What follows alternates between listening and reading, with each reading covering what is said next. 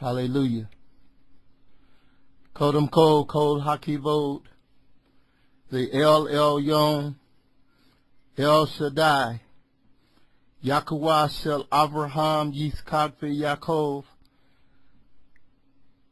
Yahuwah Kadosh Shel Yisrael, Hashem Shel Hagoel, Yahushua HaMashiach, Ani Mevareket Kol HaMishpachah, Haguf Shel HaMashiach, HaMessianics, Shabbat Shalom and one love. Giving all praise and honor to the Most High, the Almighty, the Yahuwah of Abraham, Isaac, and Jacob, the Yahuwah Kadosh, holy, set apart one of the children of Israel. In the name of the Redeemer, Yahushua HaMashiach, I greet each and every one of you all, this Messianic family, and those that are visiting in the room, maybe for the first time. Shabbat Shalom and one love. Thanking Smanu Yah, the gatekeeper, for having this international chat room open. Yahushua speaks from beginning to end, that we have a place to congregate, to fellowship with one another in this international chat room.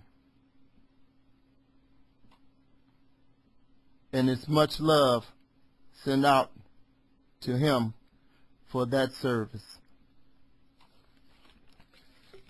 To the elders, Elder Ashir for opening prayers and prayer throughout the week for the family. Elder Ovadia for his labor in bringing forth history, because history should be treasured, because it holds the keys to the past and the hope for the future. Elder Jacob, hallelujah. It's a blessing always to have you in the midst of the family, and much prayers been going up for the Most High for you and Sister Jada. Elder Yaakov, Elder Agda, to the emote, Ima Kanya, Naomi Yah, Yisraela, Panea, Uriah, Shemura, and the brothers Owanya, Avniel, Rontubia, Macmin,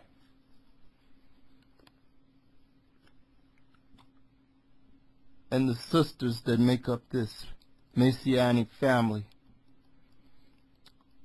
Aviyah, Shoshana, Hadassah, Sister Kelly. And I always got to think and remember on you, Brother Peter, because I enjoy listening to your testimonies Most High keep his hands upon both you all. It's truly a blessing and an honor to come before this Messianic family.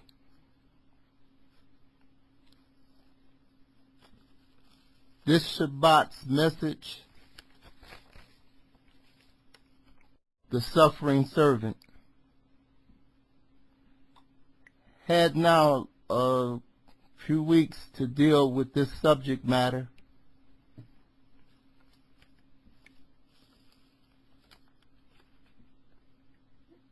Yakawa, Sifatai, Tiftakufi, Tigi, Ti Lateaka.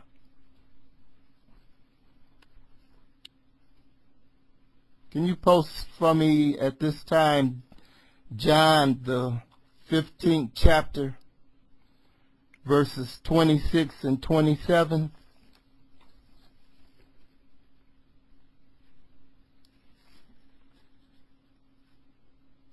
John, the 15th chapter, verses 26 and 27.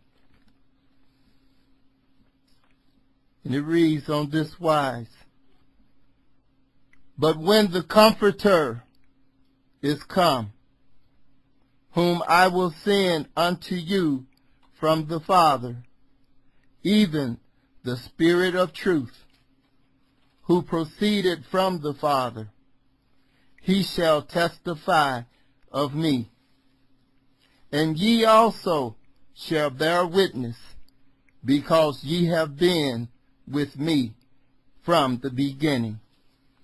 It's not by coincidence that through our journeys of life that we have entered into this room.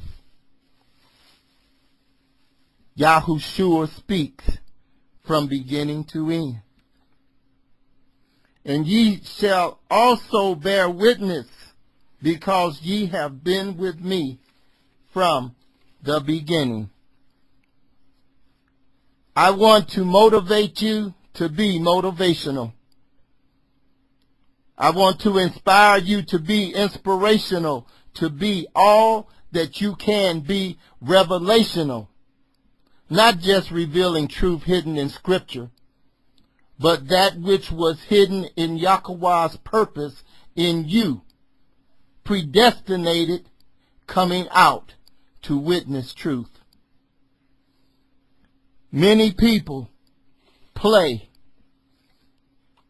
amuse oneself, act lightheartedly, mock, mimic contempt for, play act, pretend with the Spirit and being spiritual. We have witnessed this, some of us growing up through our lives, when we did not know our true identity, nor the true worship of the Most High Yahweh, nor the Redeemer's, his son's name, Yahushua HaMashiach. And we witnessed, just like in the video that Jacob, Elder Jacob, had showed when we saw back a little while ago, where T.D. Jakes and Tyler Perry, who dresses up in women's clothes pretending like he's got the Holy Spirit and he's speaking in tongue, and he lays his hands upon him, and they got a parade of a show going on up in church. This playing with the Spirit and being spiritually deceiving themselves. Be not deceived, Yahweh is not marked. The true reality of life's spiritual walk, most people do not understand. It is not wise to seem abstract, existing form or color, rather than by realism, existing in thought or theory, to confound, baffle, confuse in one's mind, that they scratch their head like they looking at an abstract painting, but they cannot understand it, so they come up with whatever theory that they come up with, because it is abstract and it's not in realism. When that which is practical application concerned with practice than theory, what you preach. Practice what you preach, like they used to say. Suited garment of grace and salvational praise, to use sensible and realistic common sense. Practical is needed. In Jeremiah, the 17th chapter, verse 4,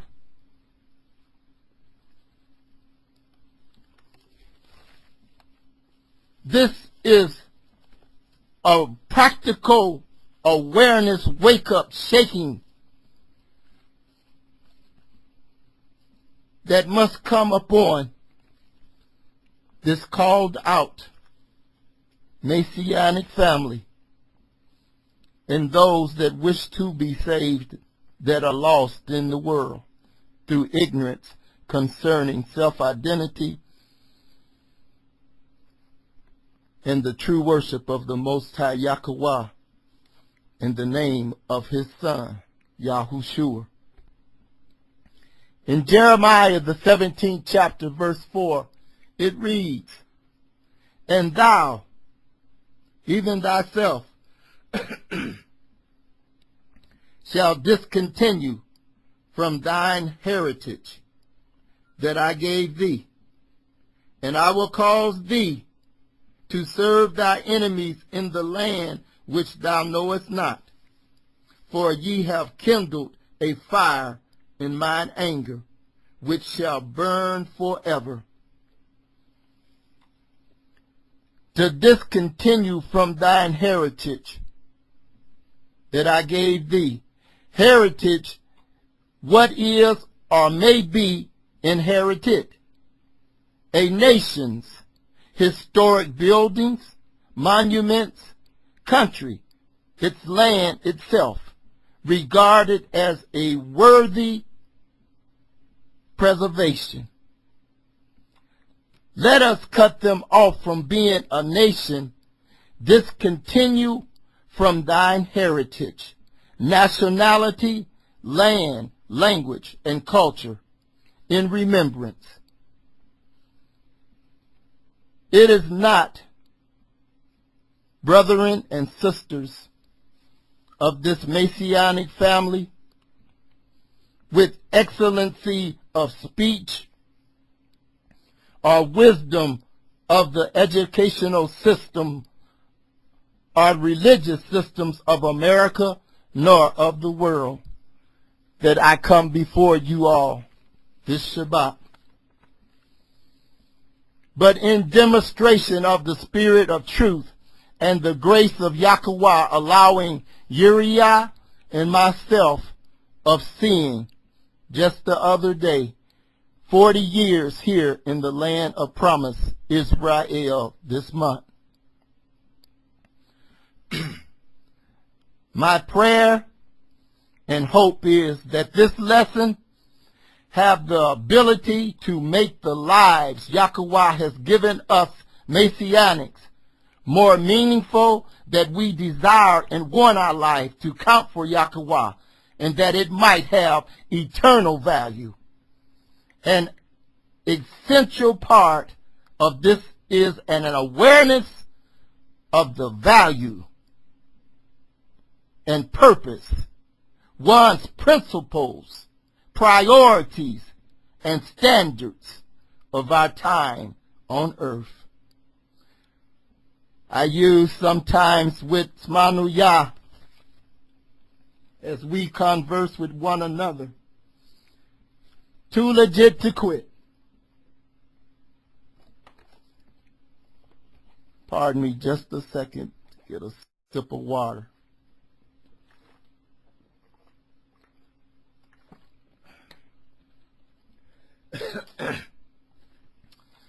Too legit to quit is in 3 points. It is legitimization of the past. History should be treasured because it holds the keys to the past and the hope for the future. 2, confirmation of the present status, social position, that our people are looked at as far as in prophecy as in desolate places as negro. Negro. One is a Spanish word meaning black, and the other one, negro, is a Greek word meaning dead. The valley of dry bones. And 3, direction for the future. Restoration of Judah back to the Holy Land, like it was prophesied that I would bring back the tents of Judah first. Judah, as far as in the prophetic, is the prophetic priesthood tribe of Judah underneath Yahushua HaMashiach, the King of Kings and the High Priest. Throughout Scripture, there's an orderly development of all the prophetic themes. In it is Yahweh's written word, in which he reveals, although men, cities, and nations have a large part in the scriptural prophecy, its chief subject is a person, Yahushua HaMashiach, the testimony of witness concerning Yahushua is the spirit of prophecy. Say that again. Its chief subject in scriptural prophecy is a person, Yahushua HaMashiach. The testimony of, or the witness concerning Yahushua is the spirit of prophecy. So this Shabbat's lesson, the suffering servant, I come to bring 2 main points in this first part 1 of the suffering servant.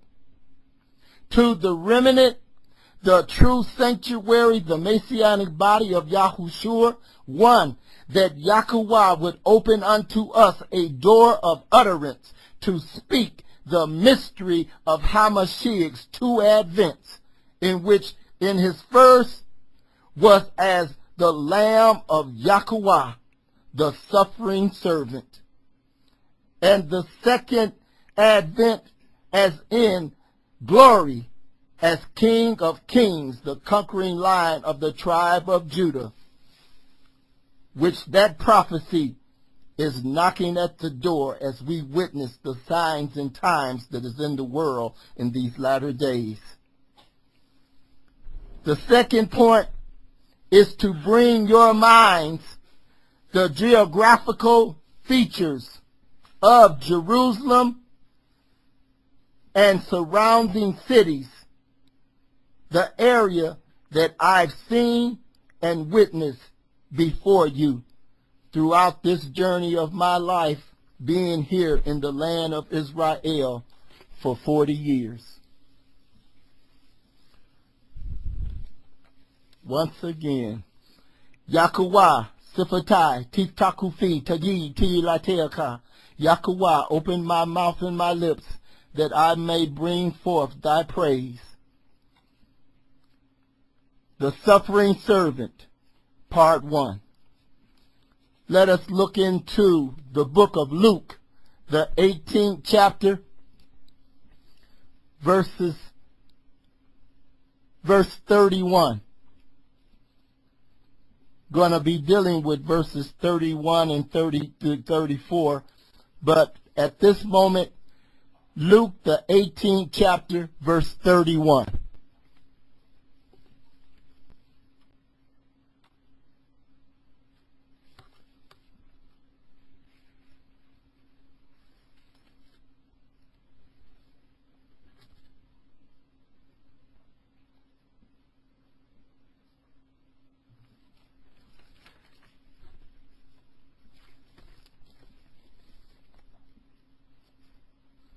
And it reads on this wise. Then he, Yahushua, took unto him the 12, and said unto them, Behold, we go up to Jerusalem, and all things that are written by the prophets concerning the Son of Man shall be accomplished.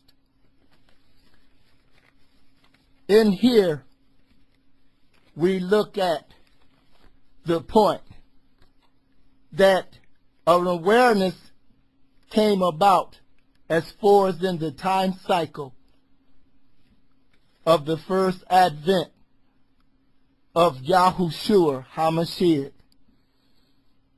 that he began to speak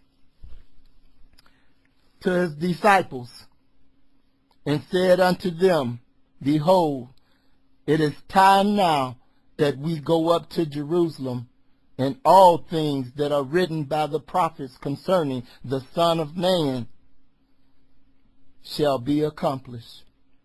But the point here is Jerusalem. Clarifying Jerusalem.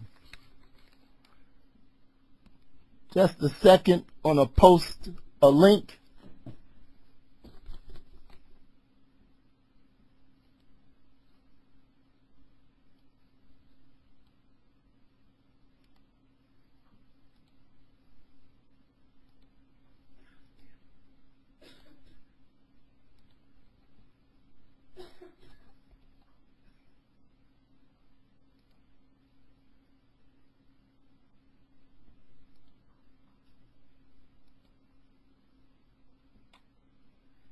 Give a 4 if you can bring up this link.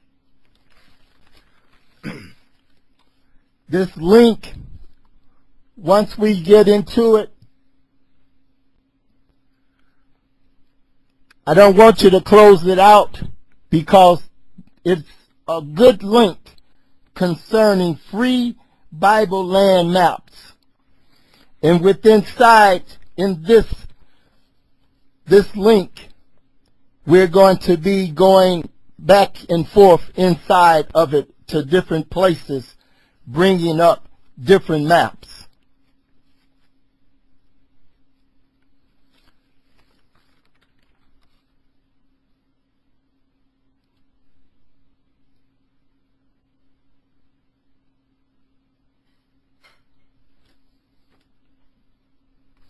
When you get this link, it should be at the top, Free Bible Land Maps.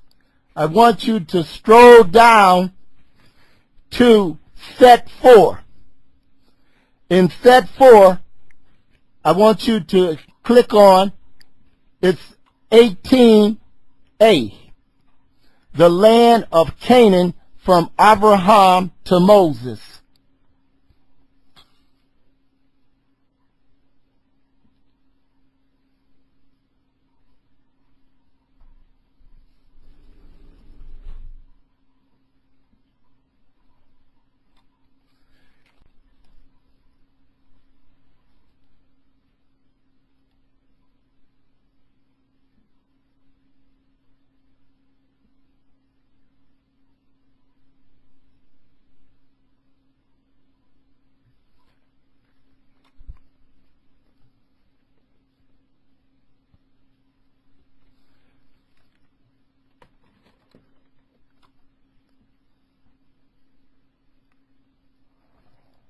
In these maps, we might go up and down in different places, but the main location that I want you to go and bring it down, scroll down till you will see Shechem at your very top. Hold there, and it should bring into play from Shechem going down to Jerusalem and down to Hebron. And you shall see also all the way down into the bottom area, you will see a rod down there in towards the bottom of the map in this section. This would be bringing into play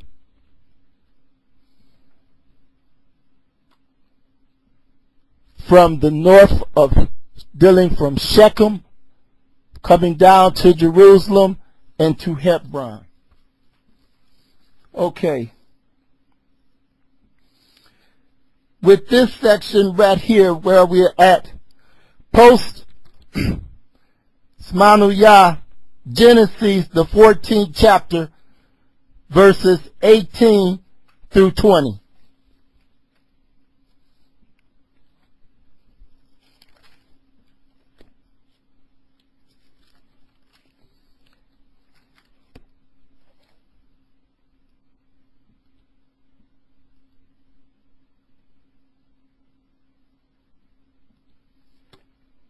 And if you are following with me now with this map, you see Shechem at your top where you should have stopped at, and you see Jerusalem.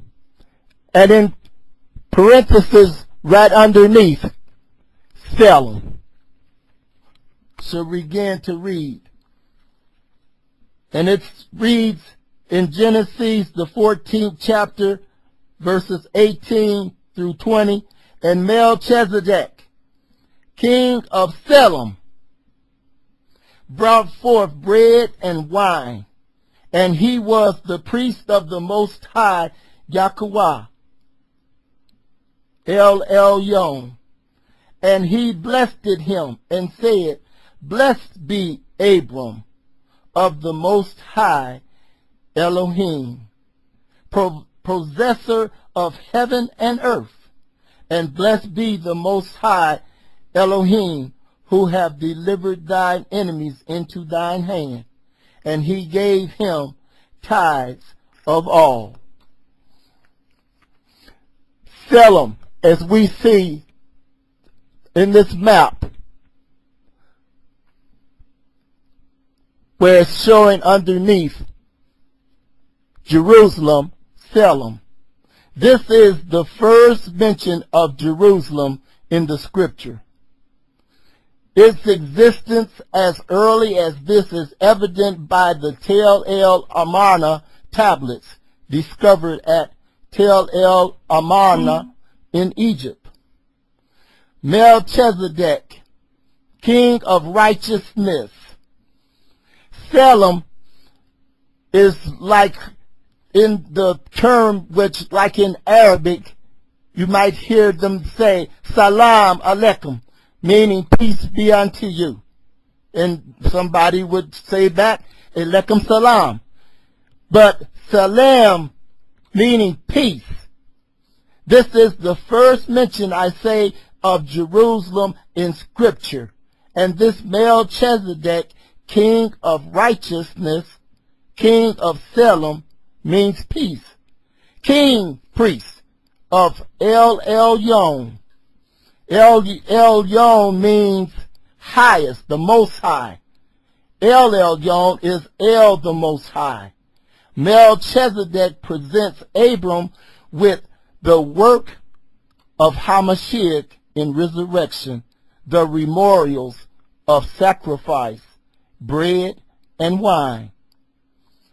Hamashiach is a king priest after the order of Melchizedek and in the endlessness of his priesthood. We see that this location, which I'm saying that it states about the first mentioning concerning Jerusalem, but it's underneath this name, Salem, and the area where it's showing where Abram, he met Melchizedek. We can still hold that looking at this map. Go to Genesis, the 17th chapter, verses 1 through 8, and verses 15 through 19.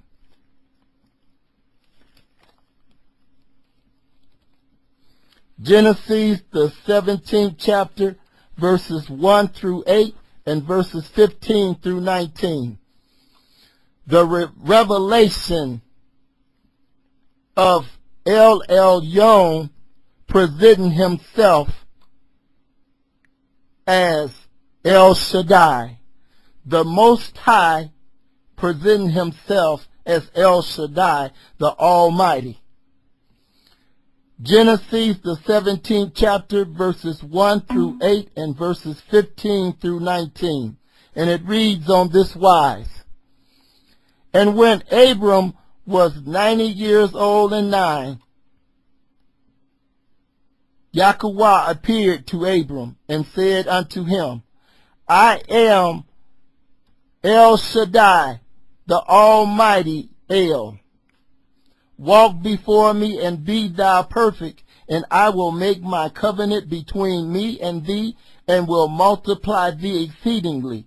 And Abram fell on his face, and El Shaddai talked with him, saying, As for me, behold, my covenant is with thee, and thou shalt be a father of many nations. Neither shall thy name any more be called Abram, but thy name shall be Abraham.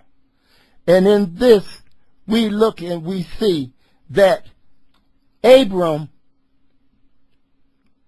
was as like Avram, exalted father. Abraham is his name being changed, father of many nations.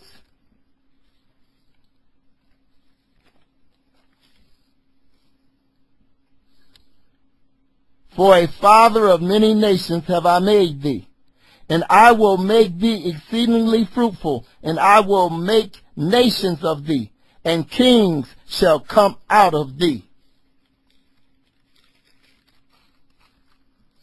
And I will establish my covenant between me and thee and thy seed after thee in their generations, for an everlasting covenant, to be an El unto them, to thee, and to thy seed after thee.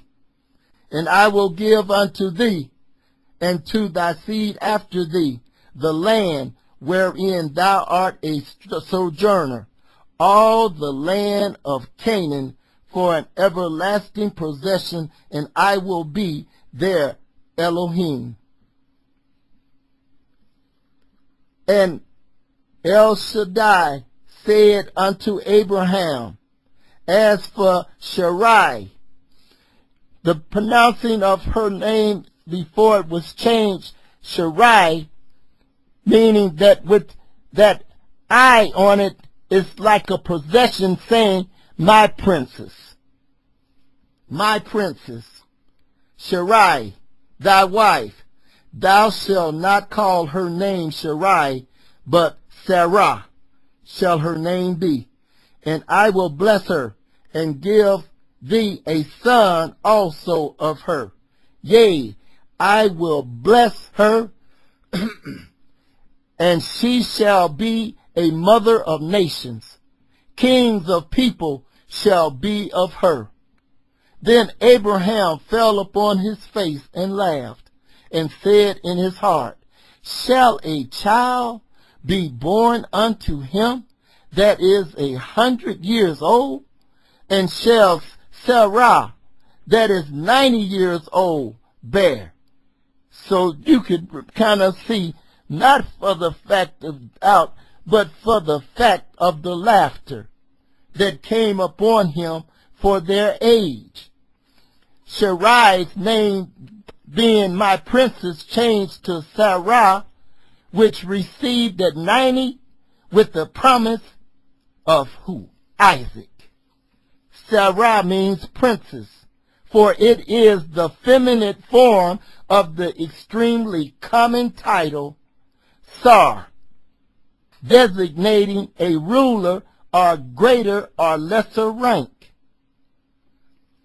So we see that Sarah, having this name changed, princess, promise. And it reads here, Then Abraham said unto El Shaddai, Oh, that Ishmael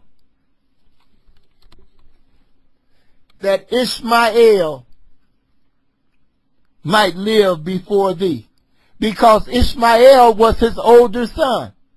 But the Most High did not choose Ishmael. And therefore we see them acting out still today as what was prophesied concerning his character as a wild man with his hands against everyone in the midst of his brethren, these other Arabs. And El Shaddai said, Sarah, thy wife, shall bear thee a son indeed, and thou shalt call his name Isaac, which means laughter. And I will establish my covenant with him for an everlasting covenant, and with his seed after him.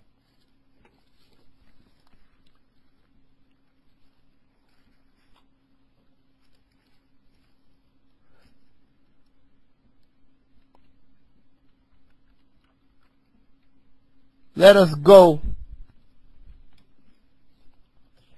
to Genesis, the 22nd chapter.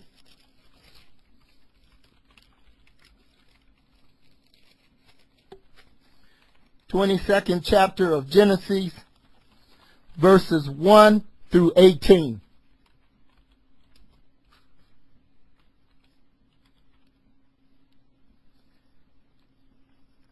Genesis, the 22nd chapter.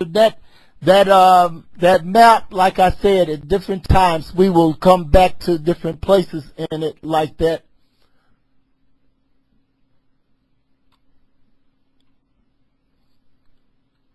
But in Genesis, the 22nd chapter, verses 1 through 18, the offering of Isaac.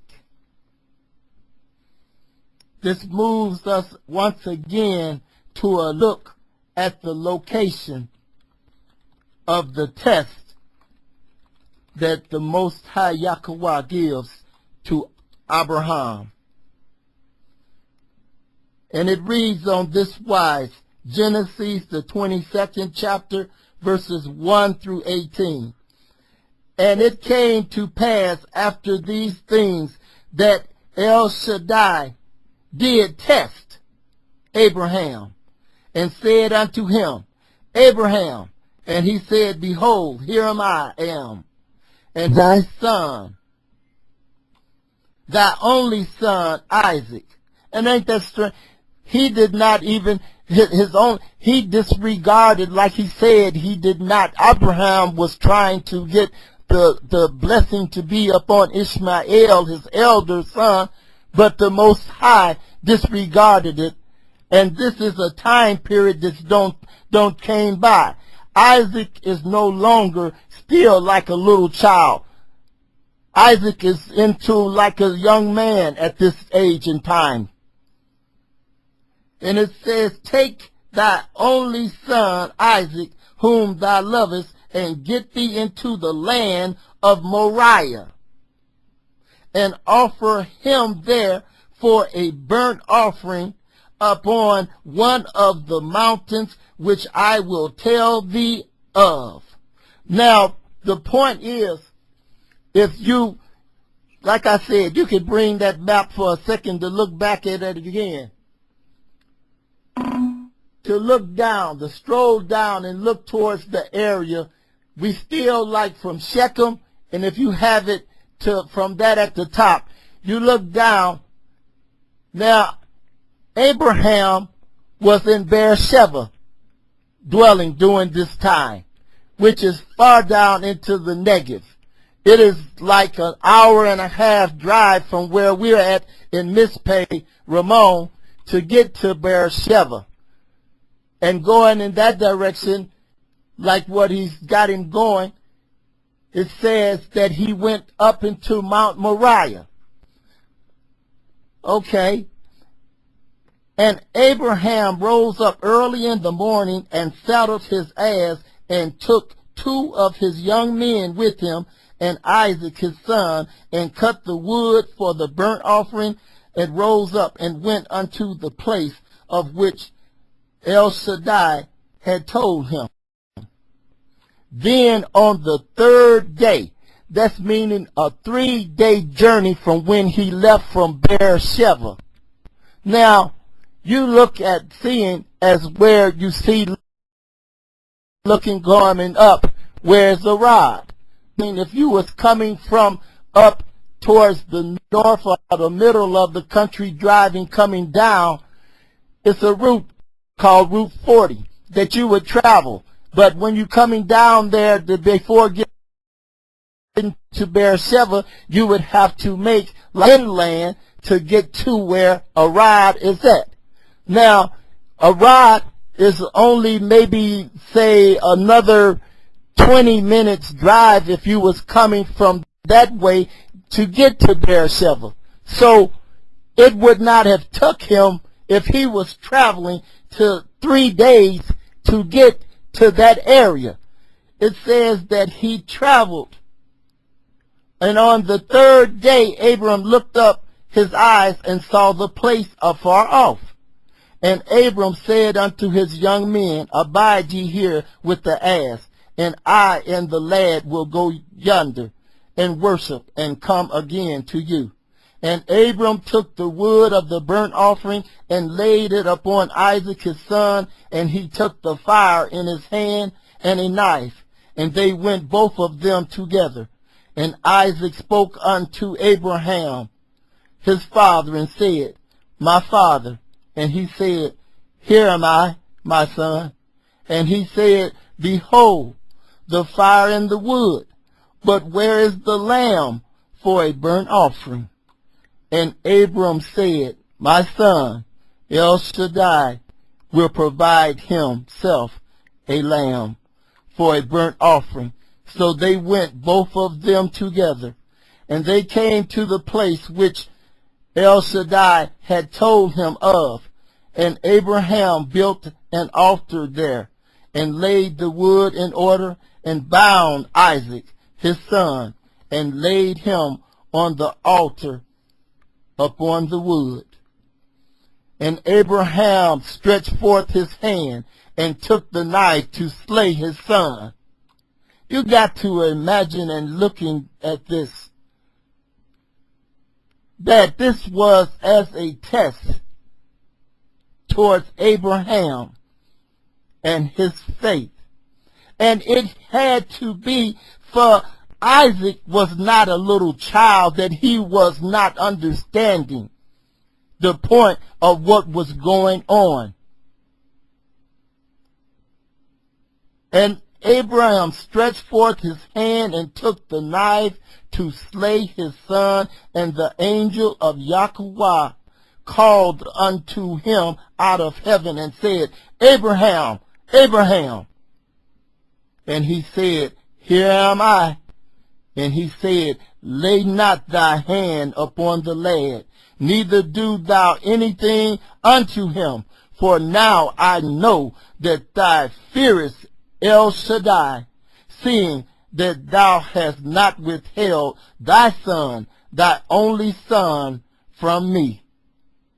And Abraham lifted up his eyes and looked, and behold, behind him a ram caught in a thicket by his horns. And Abraham went and took the ram and offered him up for a burnt offering in the stead of his son. And Abraham called the name of that place Yahweh Yireh, as it is said to this day, In the mount of Yahweh it shall be seen. Meaning, Yahweh will provide.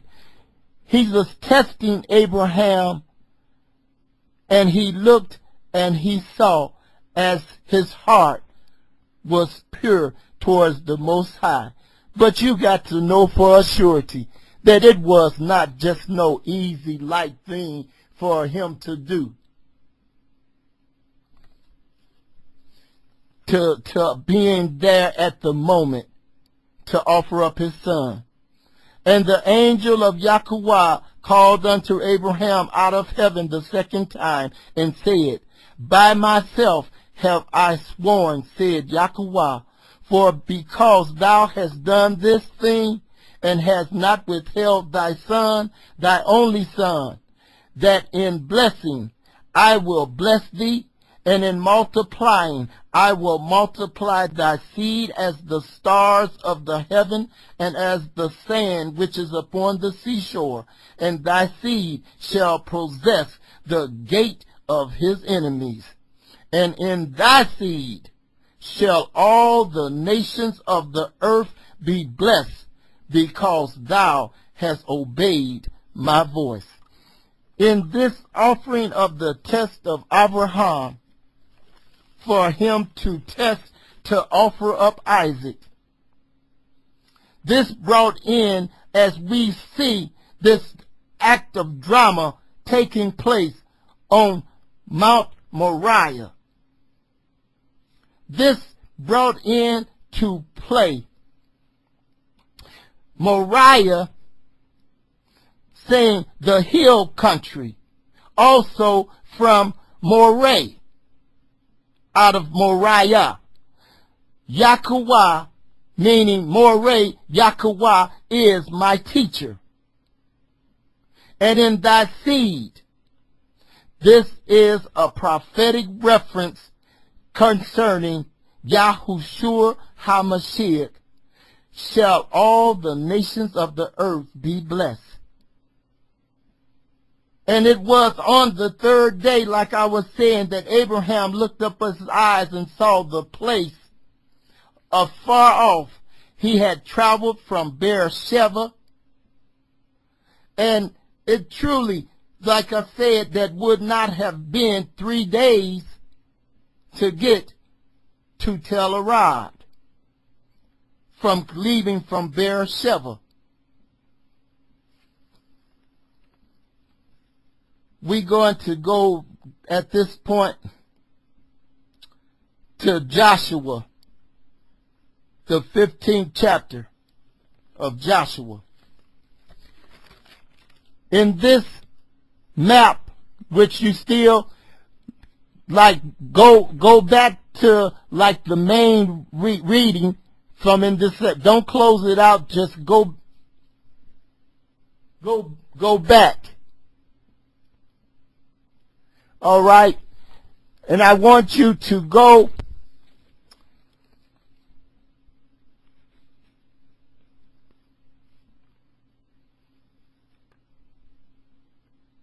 to set 6.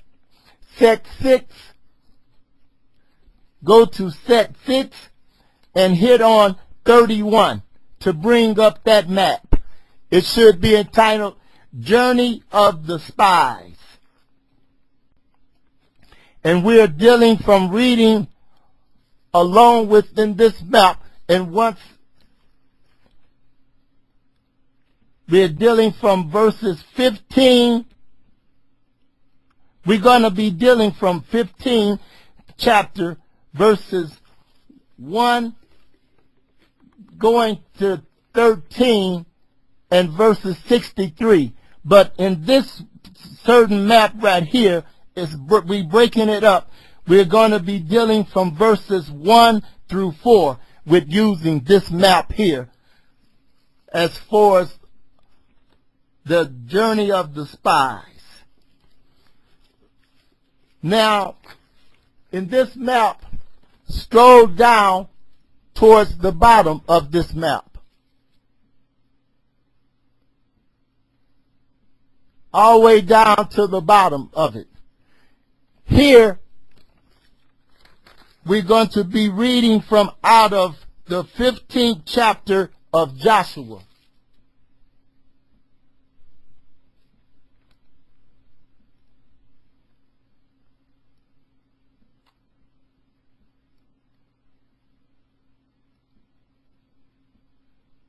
All right.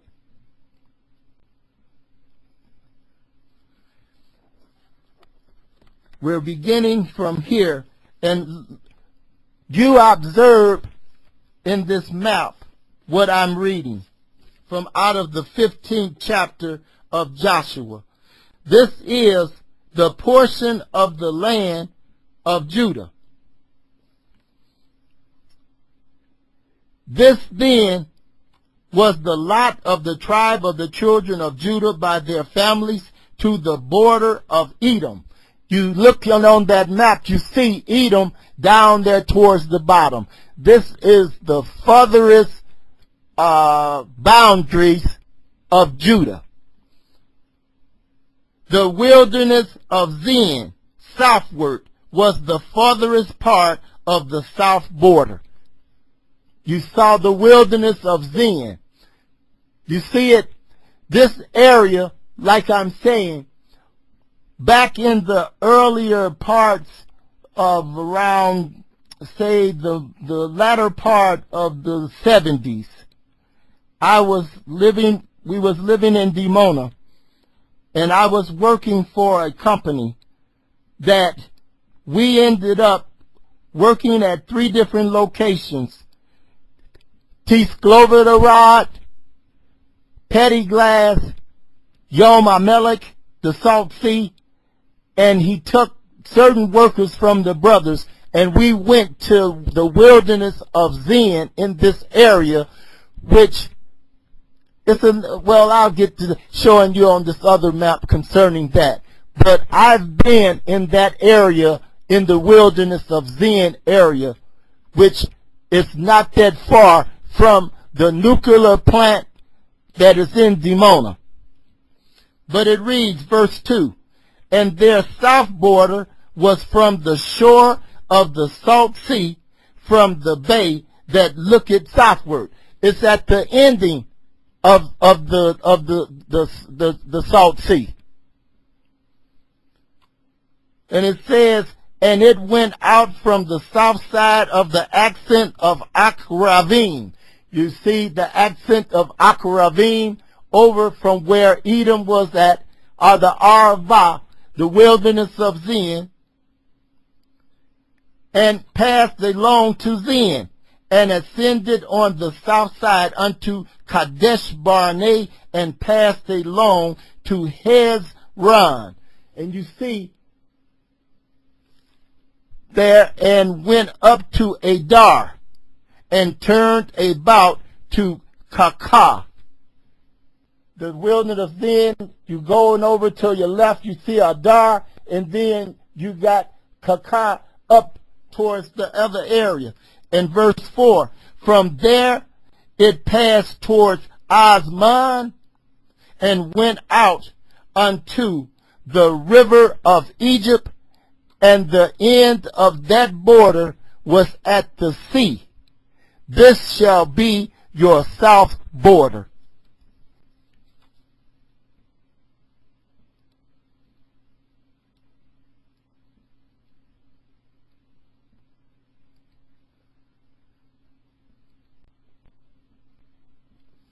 I have here, just a second,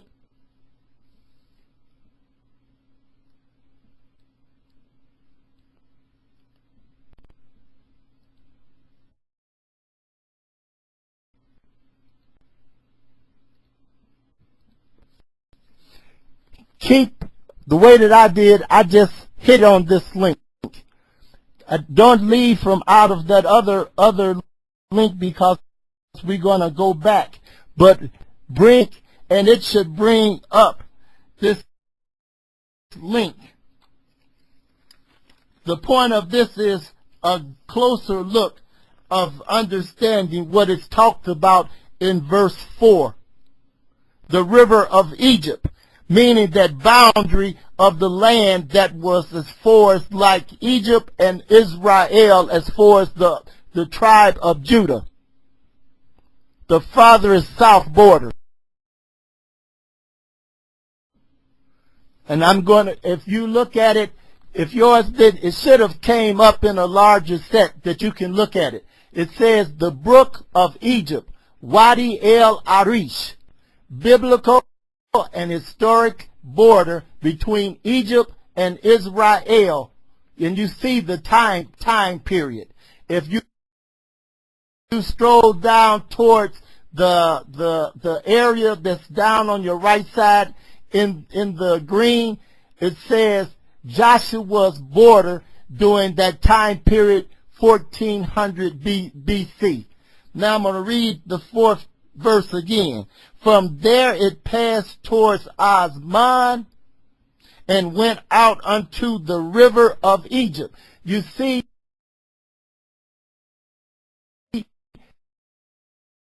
where it shows you in the green going over up there, Israel and Egypt, and you see the river of Egypt, Wadi El Arish,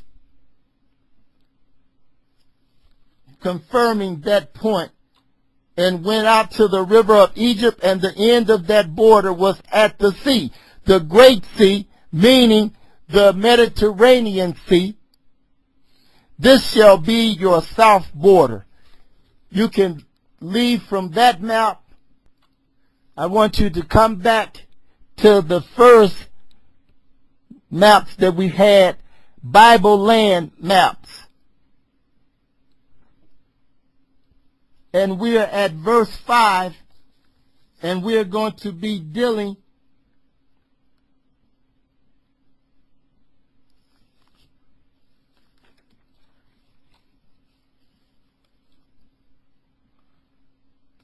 I'm going to bring up from, we're going to be reading now from verses 5 through, we're in Joshua, still in Joshua the 15th chapter, and we're reading from verses 5 through 9. And I'm going to give you, hold still for that, and I'm going to give you, you can look at it from there. I'm going to give you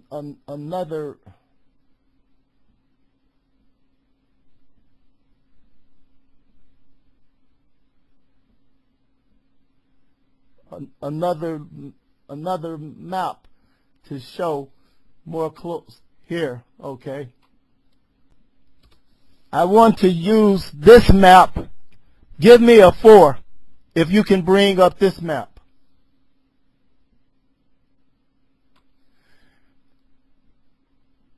If you can bring up this map, give a 4, because for reading from verses 5 through 9, I would like to use this map showing from the point of Jericho.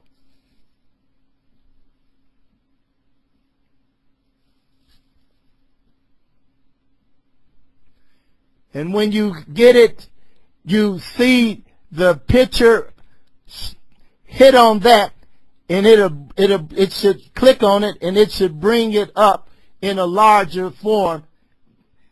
Hit on the map to bring it up into a larger form, and it shall bring it up, and then stroll down to the area where, let's say, just come down to where you would see, like, say, where you see the red balloon at as far as Jericho, Old Testament.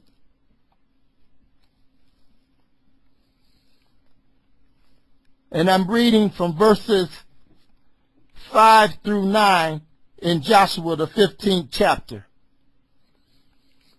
And the east border, we just dealt with the south border, and the east border was the Salt Sea, even unto the end of the Jordan.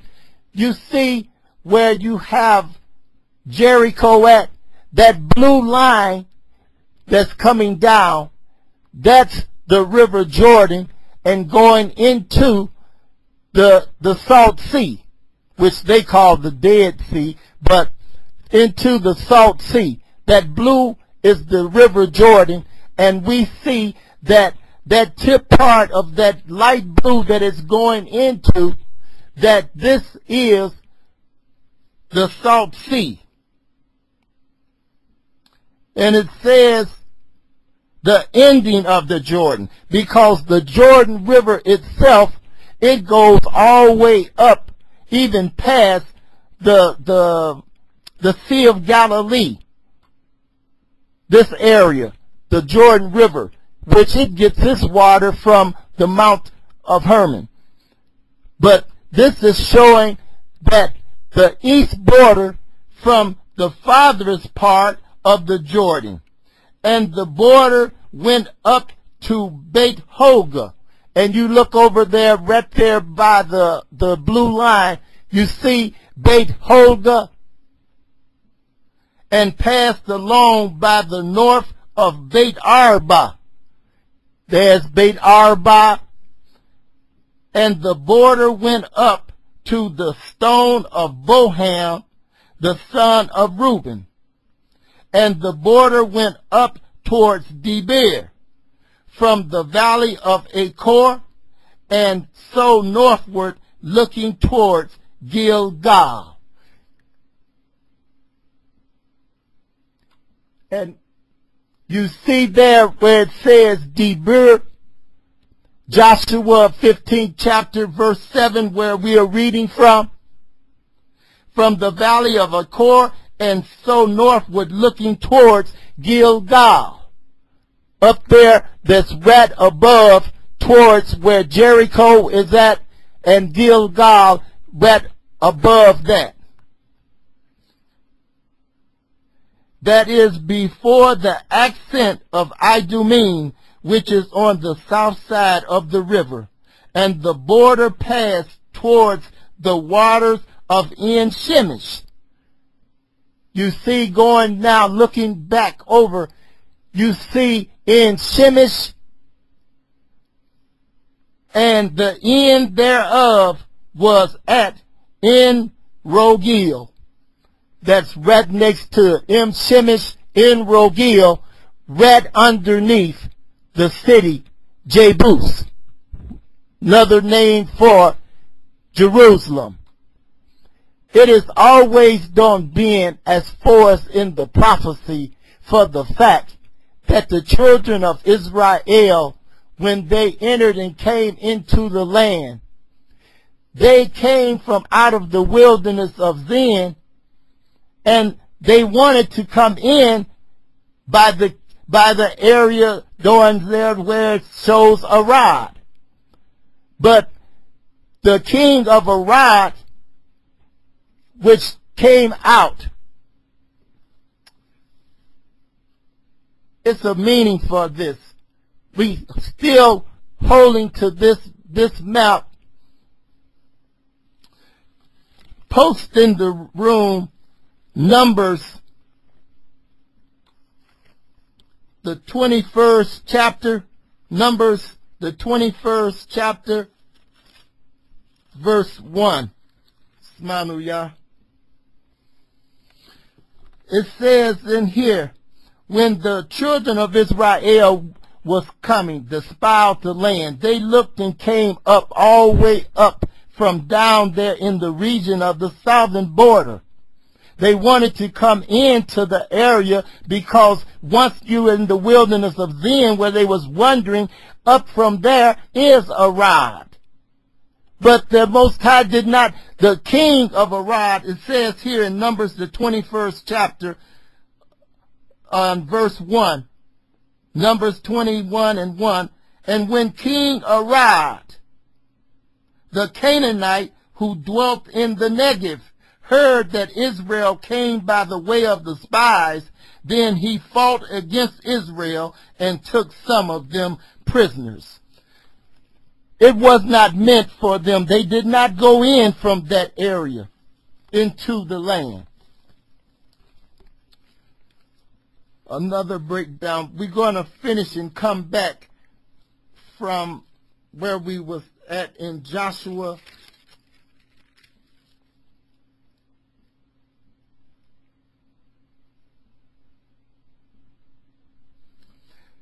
But look at the map.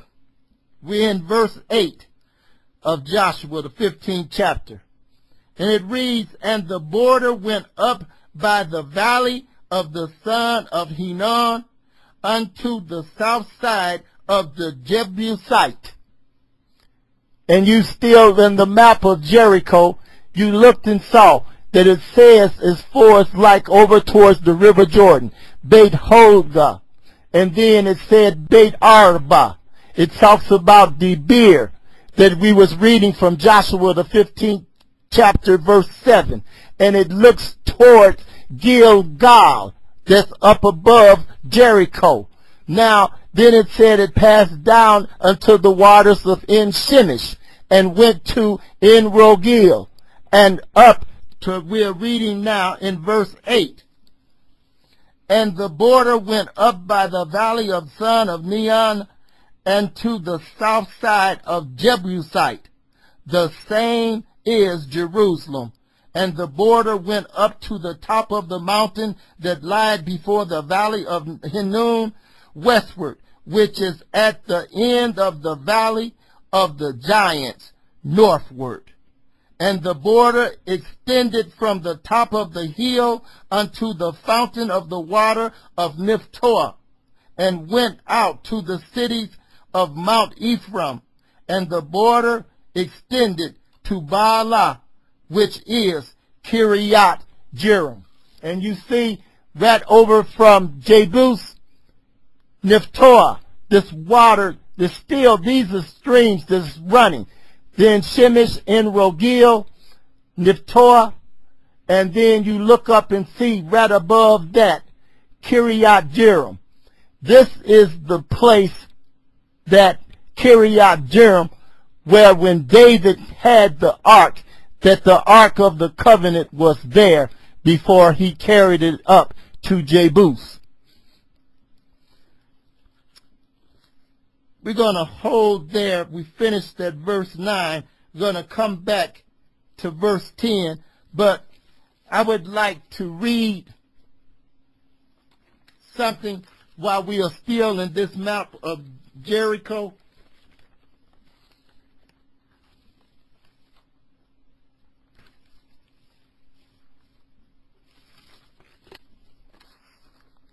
Go to Joshua, the 3rd chapter. Hold there. We're going to come back to Joshua, the 15th chapter. But go to Joshua, the 3rd chapter, verses 13 through 17. Joshua, the 3rd chapter,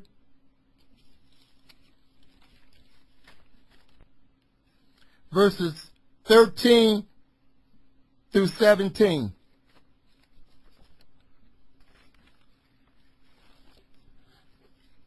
This is dealing with Israel crossing the Jordan on dry shod. And this map deals with this also, of Jericho, this map. And it reads on this wise: And it shall come to pass, as soon as the soles of the feet of the priests who bear the ark of Yahweh, the Yahweh of all the earth, shall rest in the waters of the Jordan, that the waters of the Jordan shall be cut off from the waters that come down from above, and they shall stand in one heap. And it shall come to pass, and it came to pass, when the people removed from their tents to pass over the Jordan, and the priests bearing the ark of the covenant before the people, and as they who bore the ark were come unto the Jordan, and the feet of the priests who bore the ark were dipped into the brim of the water, for the Jordan overflowed all of its banks all the time of harvest, that the waters which came down from above stood and rose up in one heap, very far from the city. Adam. Now you look up, stroll up looking at your map.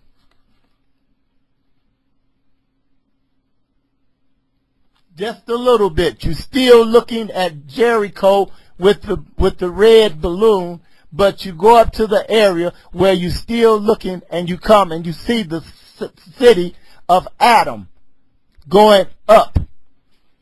It's on your right-hand side by the Jordan River, because the children of Israel are still on the other side of the Jordan.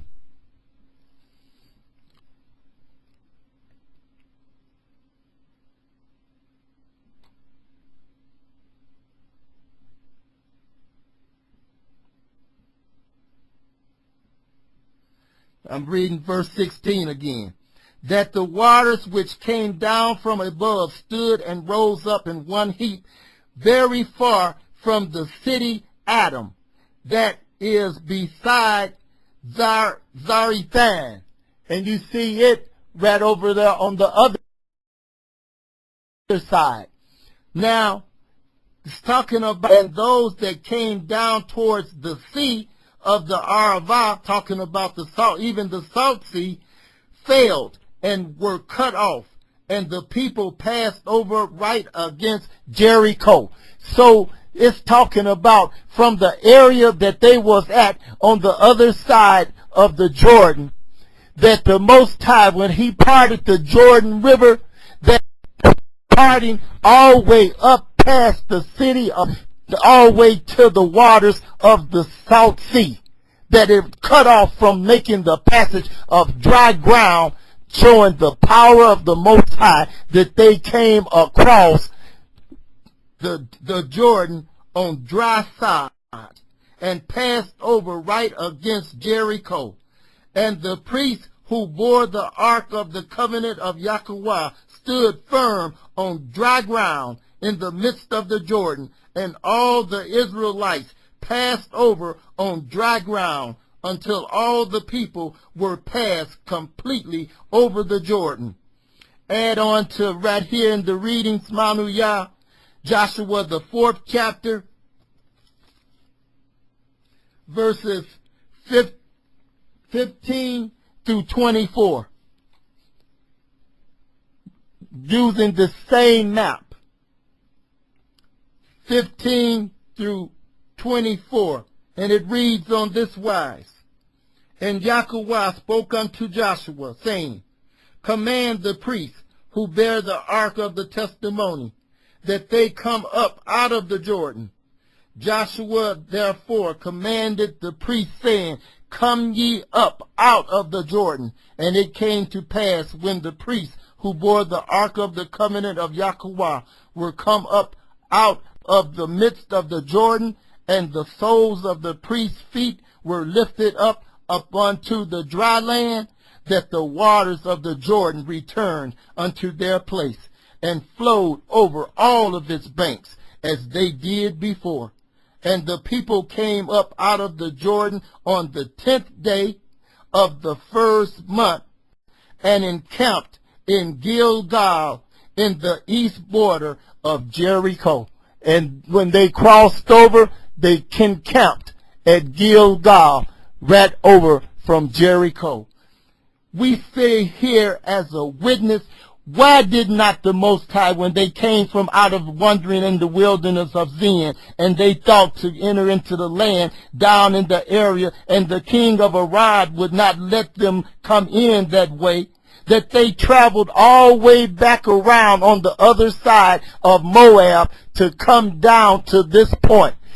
I say it is for the power and the manifestation of the Most High, Yahweh, being with them, that he did the same thing what he did to them with Moses when he brought them from out from Egypt, and the parting of the Red Sea, that he parted the river Jordan to let them go and enter into the land from here into encamp in Gilgal.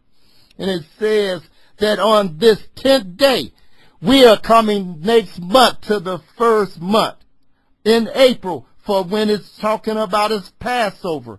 So on the 10th day of April, that encamped in Gilgal in the east border of Jericho. And this was during the time period that the children of Israel, they kept the first Passover in the land when they crossed over the Jordan River in Gilgal. And those 12 stones which they took out of the Jordan did Joshua set up in Gilgal, and he spoke unto the children of Israel, saying, When your children shall ask their fathers in time to come, saying, What mean these stones? Then ye shall let your children know, saying, Israel came over this Jordan on dry land, for Yahweh your Elohim, dried up the waters of the Jordan from before you until ye were passed over, as the Yahweh your Elohim did to the Red Sea, which he dried up from before us until we were gone over. Then all the people of the earth might know the hand of Yahweh that is mighty, El Shaddai, that ye might fear Yahweh your Elohim forever.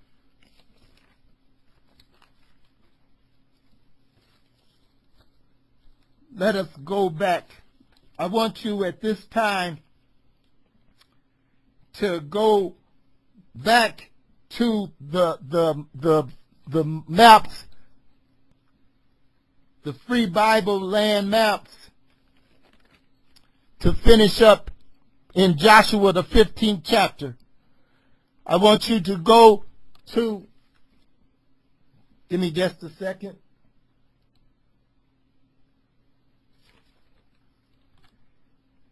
I want you to go these maps from the Free Bible land maps. I want you to go for the ones that we are dealing with for the rest part of in the 15th chapter of Joshua. We're dealing with verses 10 through 13 and verse 63. But I want you to go to the map set 7. Go to set 7 and go down. I want you to hit on Israel and Canaan. It's showing Joshua to Samuel and Saul. And once again, I want you to go stroll down to on the map when it comes up to where you have Shechem at the top of your page, and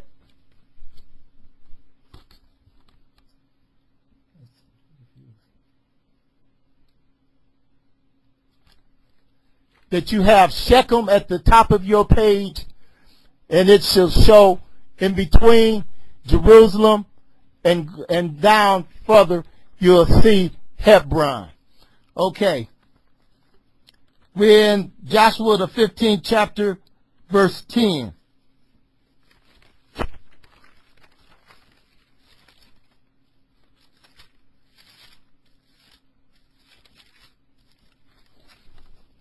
And it reads on this wise.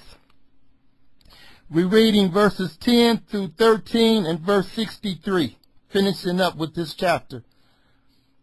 And the border compassed from Baalah westward unto Mount Seir, and passed along unto the south side of Mount Jearim, which is Chesalon. Now if you look at Jerusalem, which underneath is showing Jebus, we left from, like you see, Jericho is over towards the Jordan over there, and Gilgal is over towards your far right. But we're looking over towards your left, Kiryat Jearim, to the left of Jerusalem. And it says, and passed along the side of Mount Jearim, which is Chesalon, on the north side, and went down to Beit Shemesh, and passed on to Timnah. You see Beit Shemesh, all these cities that we are looking at upon this map are still in existence till today. That you see there that it says that it started up Kiryat Jearim and come down, and you look at Beit Shemesh, and it passed over towards Timnah, which is over farther to the left. Now I'm into verse 11. And the border went out unto the side of Ekron, northward. You see the city Ekron? And the border extended to Shekiron, which is right up above Ekron. and passed along to Mount Baalah, and went out unto Jebneel, and the end of the border was at the sea. It came, we looked at, from coming from Kiryat Jearim to the left of Jebus, Jerusalem, coming down to Beit Shemesh, then it's going across Timnah, Ekron, up above there, Shekiron, and then to even over towards Baalah, Mount Baalah, up to Jabneel, and finishing at the Great Sea, the Mediterranean Sea. Verse 12, and the west border was to the Great Sea, the Mediterranean Sea, and the coastline, the coastal regions thereof. This is the border of the children of Judah, round about, according to their families.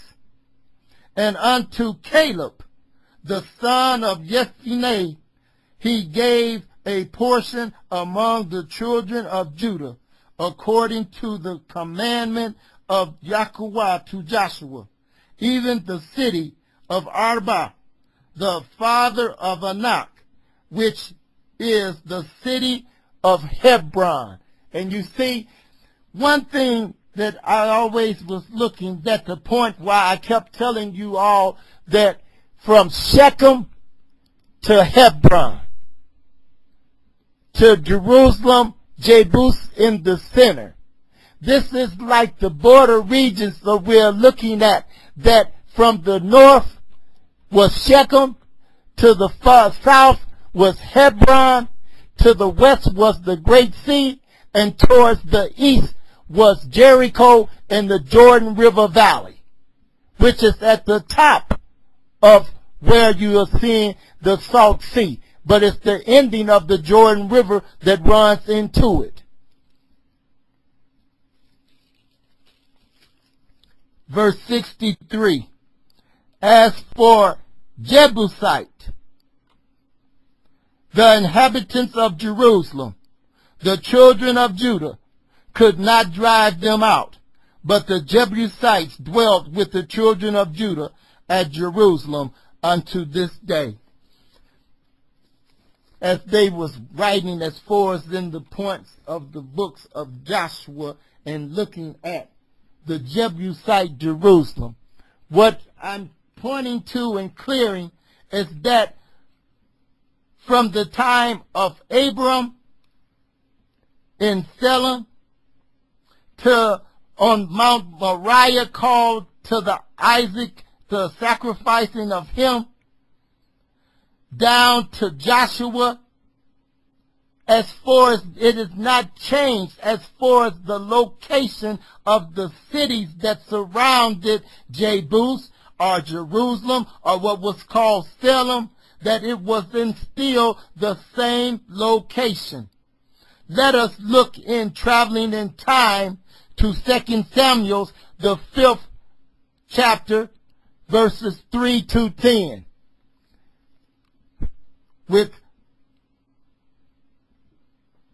We're going to, when in this, I want you to, click from this map, go back to where you have the locations of the different maps.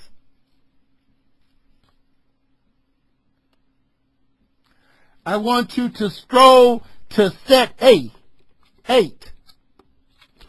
Go down to set 8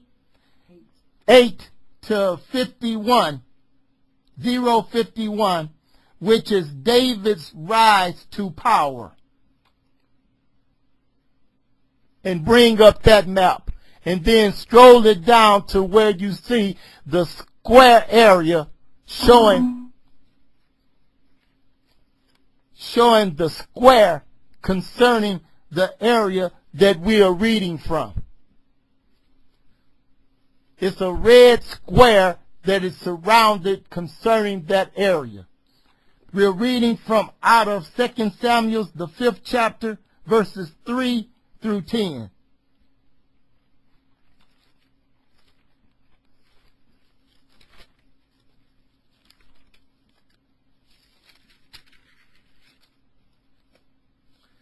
And it reads on this wise. So all all the elders of Israel came to the king at Hebron. We see Hebron where the star is at the bottom of the red square.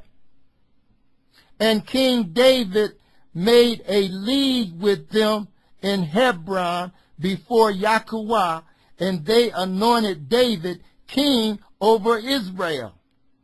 David was 30 years old when he began to reign, and he reigned 40 years. In Hebron he reigned over Judah 7 years and 6 months, and in Jerusalem he reigned 33 years over all Israel and Judah. And the king and his men went to Jerusalem unto the Jebusites, the inhabitants of the land, who spoke unto David, saying, Except thou take away the blind and the lame, thou shalt not come in here, thinking David could not come in here. Nevertheless, David took the stronghold of Zion, the same is the city of David. And David said on that day, Whosoever getteth up to the water shaft, and smiteth the Jebusites, and the lame and the blind, who are hated of David's soul, he shall be chief and captain. Wherefore they said, The blind and the lame shall not come into the house. So David dwelt in the fort, and called it the city of David. And David built round about from Milo and inward. And David went on and grew great. And Yahweh Elohim of hosts was with him. You see in that map, in the square area, he was in Hebron where he had his capital. And then they came and wanted him to come up. And you see where it says Jebus. This is still in the same area that we've been dealing with. It says Jebus, Jerusalem. You have Bethlehem right underneath it of Ephrat, Gibeon up towards the top. We was reading Beit Shemesh. These cities are still there. And then going all over, and even towards the area where you see over there Jaffa, where we used to live at up there in Tel Aviv, Jaffa. But you look in what it says there, when it's at the white part in the enclosure. David captures Jebusite stronghold and points to Jebus. And you see Jericho right outside of the square area. But it's showing that from all of that time that the borders that was between, when he moved from out, this was also in the link that Jacob had gave. But it's showing here that when the two borders he had from Hebron where he was at, he moved to Jebus, which is in the center, and the northern border was from Shechem, going down to Hebron to the south, the Great Sea, the Mediterranean to the west, and inland Jericho and the Jordan border as far as the Jordan River border. This is the eastern border, like that.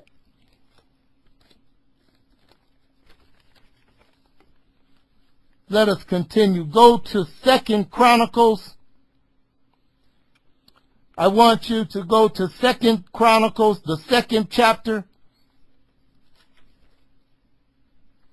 We're dealing from verses 1 through 18. And I want you to go back. No, it's in the same area. Scroll down and go in set 8. Go back into, leave from this map and go into here on your arrow and go back to the Bible land maps and stroll down in the same set 8, go on down to the bottom. I want you to go and bring up the map, set 8, it's 55, Solomon's building activities.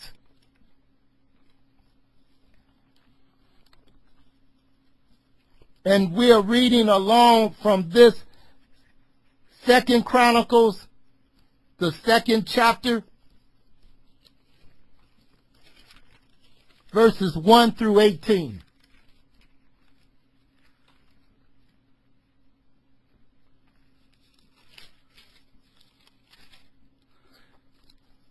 And it reads on this wise. 2 Chronicles, the 2nd chapter, we're reading from verses 1 through 18.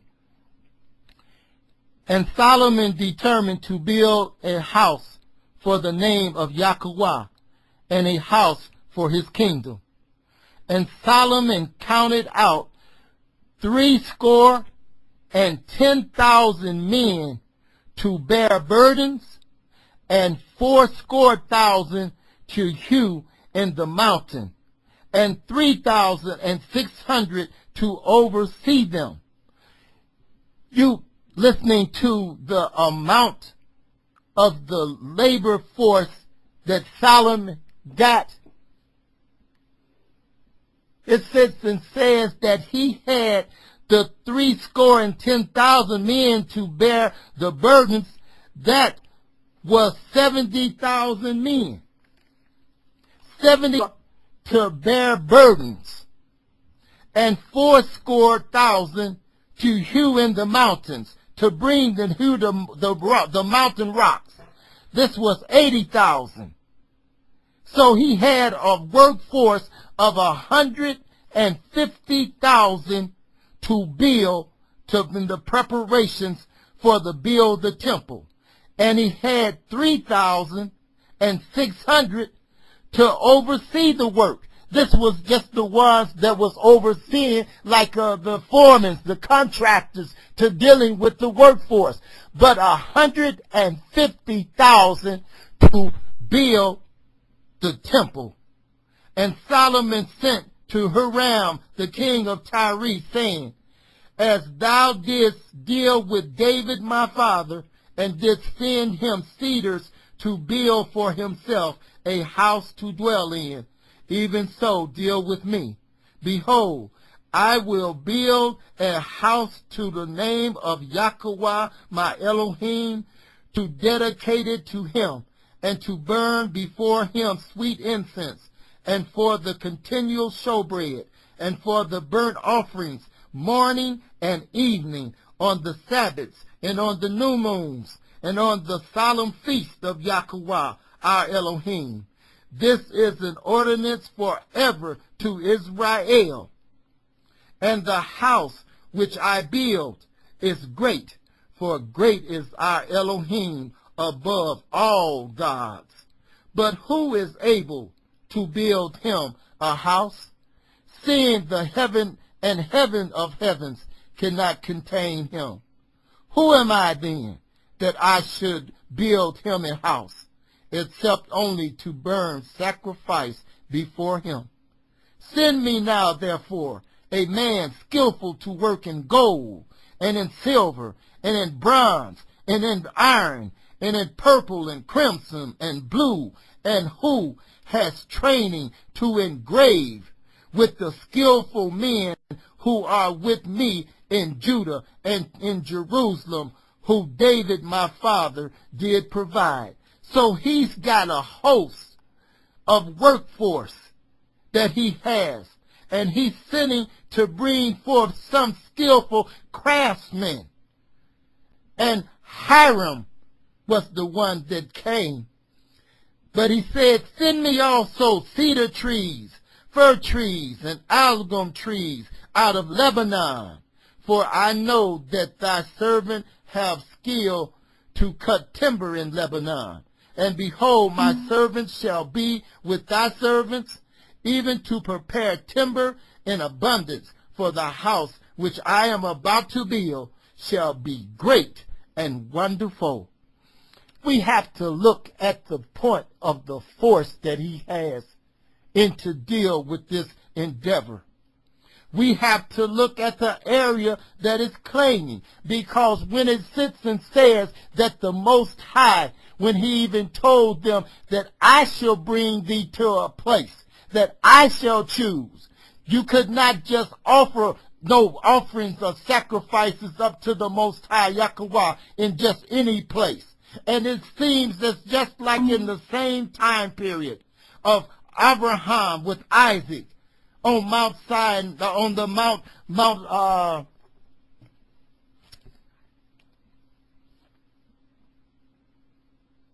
in Salem, where he was spending on Mount Moriah to offer up, that we look and see that the time cycle has came again, as far as in the time cycle where David could not build the temple because of blood on his hands, that it was given unto Solomon his son.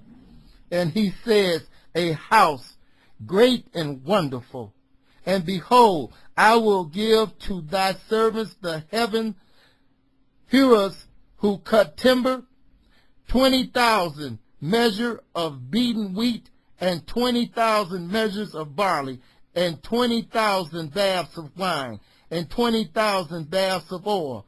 Then Hiram, the king of Tyre, answered in writing, which he sent to Solomon, because Yahweh had loved his people, he had made thee king over them. Hiram said, moreover, blessed be Yahweh Elohim of Israel, who made heaven and earth, who had given to David the king a wise son, endued with prudence and understanding, who might build a house for Yahweh and a house for his kingdom. And now I have sent a skillful man, endued with understanding, of Hiram my father's.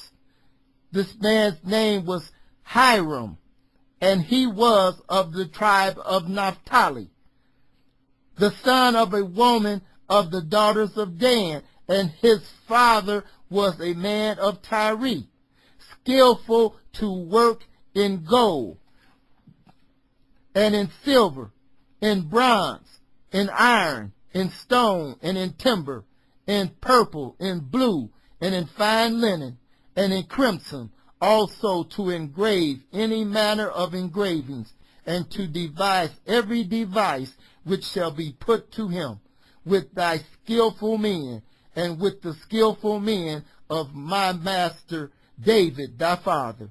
Now therefore the wheat and the barley, the oil and the wine, which my master hath spoken of, let him send it unto his servants, and we will cut wood out of Lebanon, as much as thou shalt need, and we shall bring it to thee in floats by sea to Jaffa.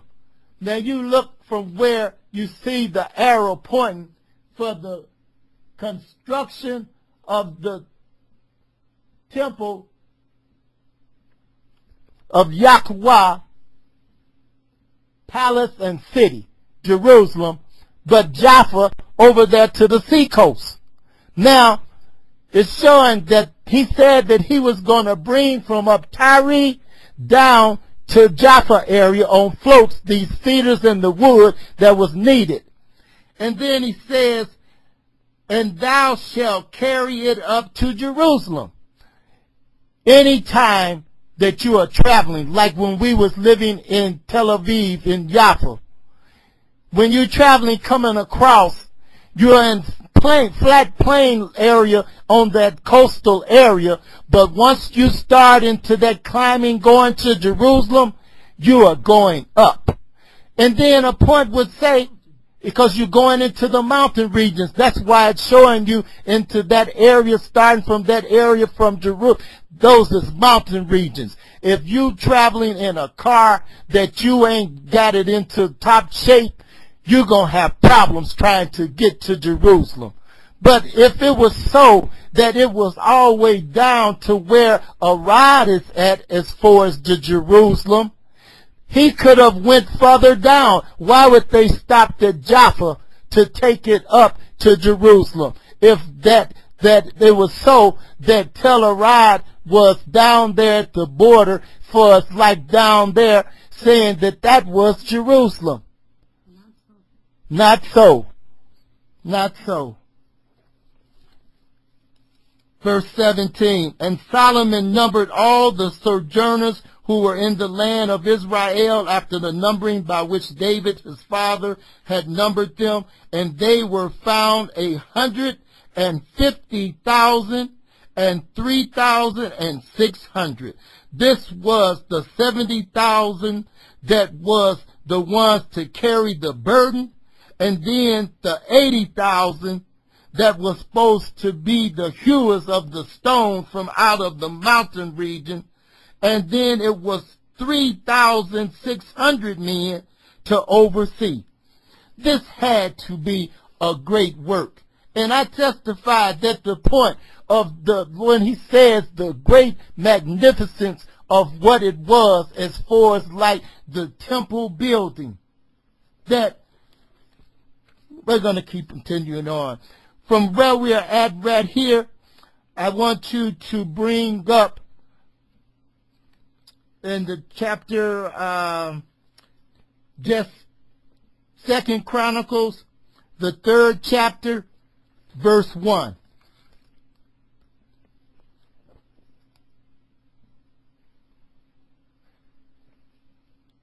Second Chronicles, the 3rd chapter, verse 1.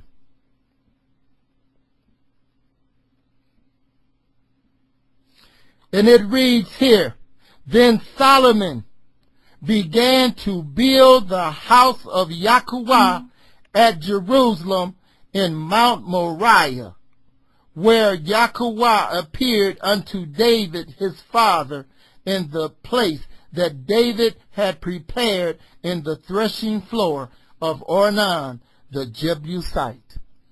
And in that map you see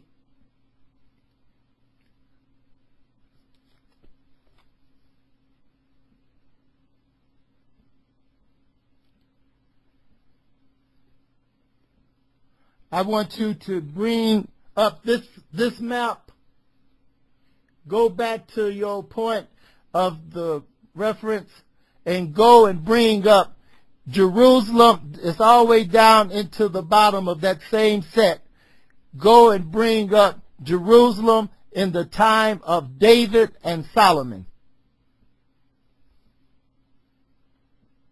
It's 56. Set 8, Jerusalem in the time of David and Solomon, and it's 056. This pictorial map showing.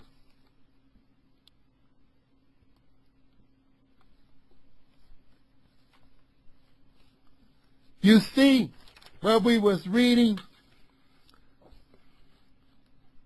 then Solomon began to build the house of Yahweh at Jerusalem in Mount Moriah. Showing you at the top view, Mount Moriah, the temple mount, the Kidron Valley. Over towards your east, you see Mount of Olives. Going down, you see that Milo and the city of David.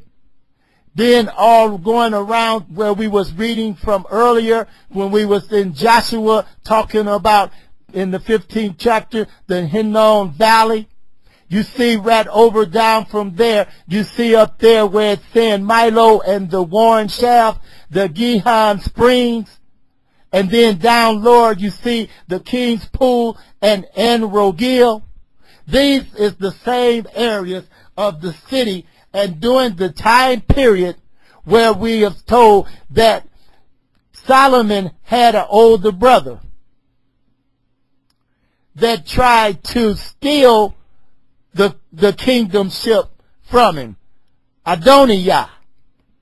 And he had another mother, but the same father, David. He tried to have a coronation crowning himself as king with Joab and them down in Rogel. while at the same time that Solomon was being crowned as king, who David chose in the Gihon spring up there by the area of Milo. But what this is showing that the time from all the way from Salem, which is Jerusalem, from Abraham, to the time period where he came and the Most High tested him and told him to leave from Beersheba and go to the area of the land of Mount Moriah and to sacrifice Isaac. This was similitude of the testimony of the prophecy concerning Yahushua from that first verse that we started off in this lesson of part 1 of the suffering servant in Luke the 18th chapter 31, when Yahushua said, "Then he took unto him the 12 and said unto them, Behold, we go up to Jerusalem, and all things that are written by the prophets concerning the Son of Man, this must be fulfilled and accomplished."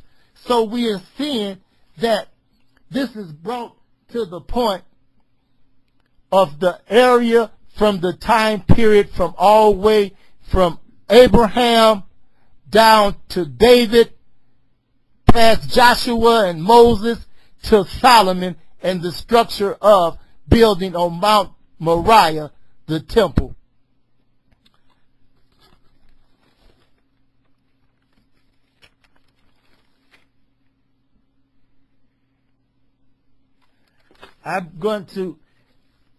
You can come back from that map. We're leaving from this, and I'm going to give you another link. But you should keep that link in your favorites. I'm bringing up another pictorial library of Bible land.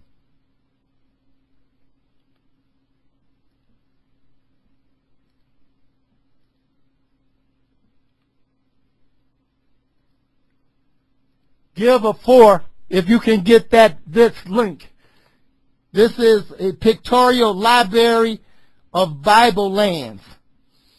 And once you get it, give a 4. And it should come up at the top of it, Jerusalem revised and expanded. And I want you to scroll down to a set of area where it show on one side it says more than 650 high resolution photographs of the regions and sites. Stop there.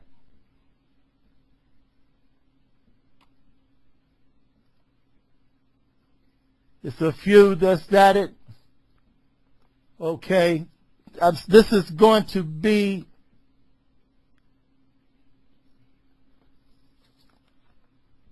this. I want you, when you get this pictorial library of Bible lands, that it shows Jerusalem revised and expanded. I want you to stroll down to the section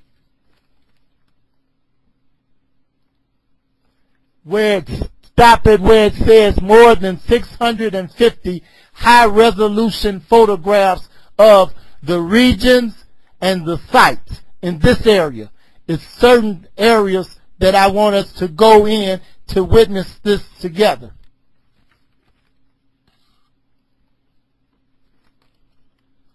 We can move on. The first one I want you to hit on is over where it says in the regions, click on the Temple Mount.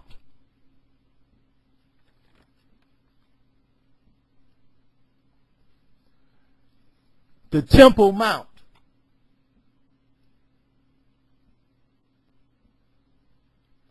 It brings up this picture, what it says also known as Haram Esh-Sharif, Mount Moriah, the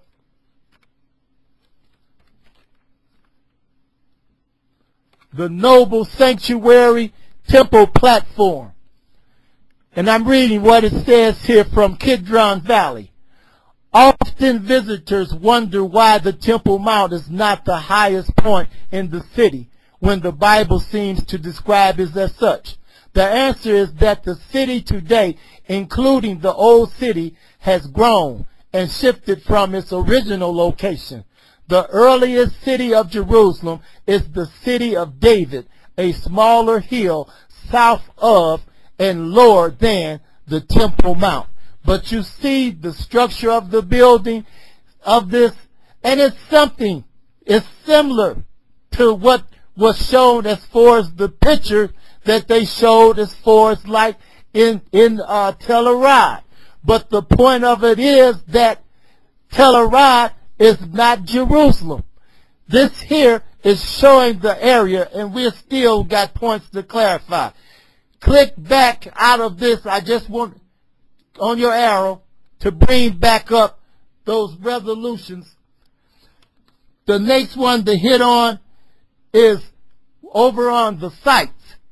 Hit on the area G in sites, and it shall bring up Jerusalem, city of David, and area G.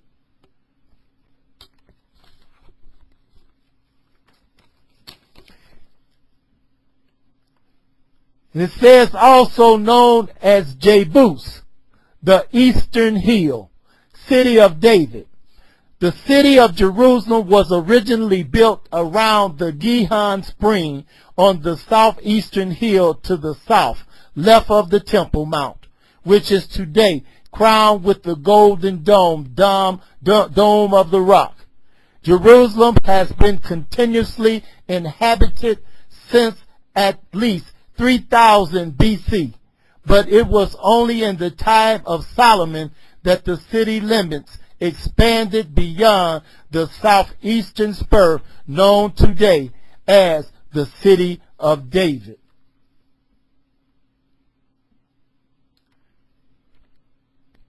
And you see this aerial view. Hit on your arrow and come back out.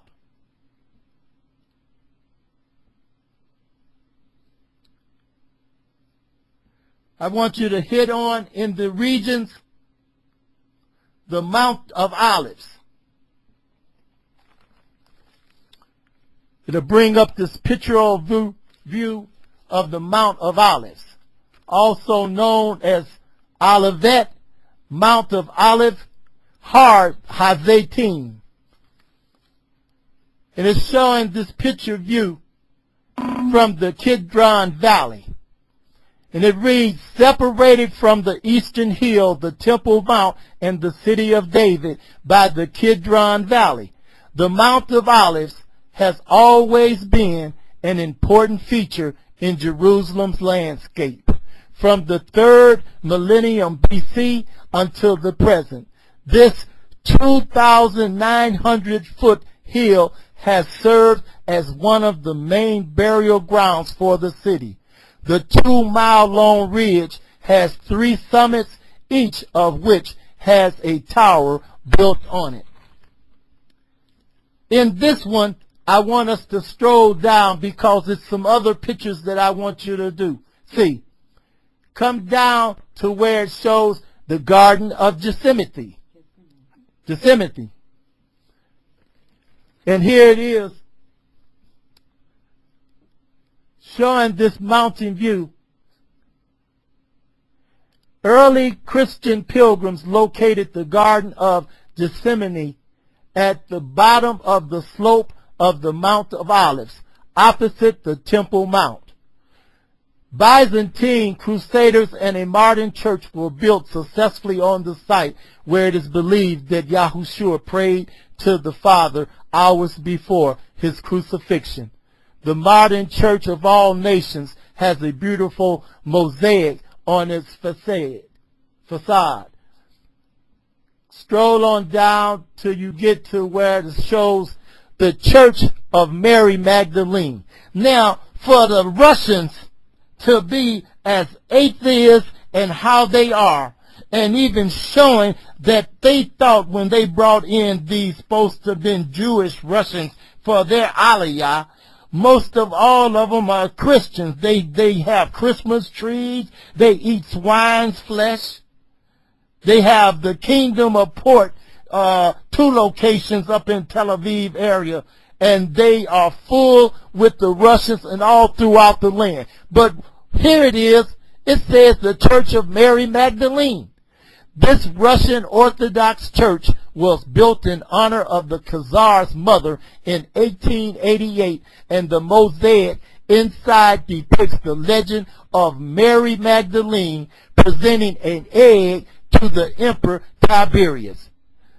Now, you see here, once again, this egg, and then you remember Semiramis, and how she was the wife first of Cush.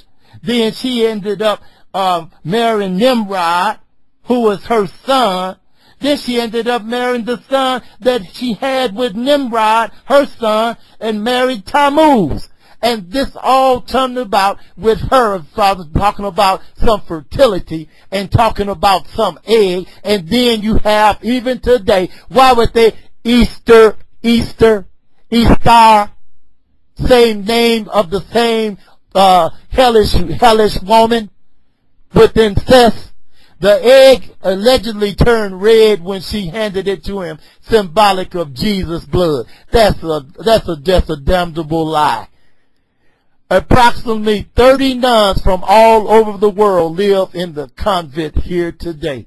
But we see there's something as far as like the Russians, all of them are up inside in there today and still claiming their portions inside of the messing with Jerusalem.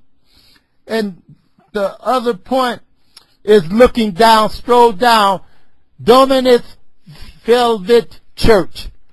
And it says this was built in 1955 to commemorate Hamashiach's weeping over Jerusalem. Dominus Velvet features a beautiful view of the city through its distant chapel window. Excavations during construction of the church uncovered a number of ossuaries, bone boxes from the time of Yahushua with numerous inscriptions. But the point I want to show from there, they are on the Mount of Olives, and they are looking over towards the area of the Temple Mount area. And it says that they did it in the point that how Yahushua, when he lamented and he wept over Jerusalem, and he says, as you look at that, wanted to read something to you.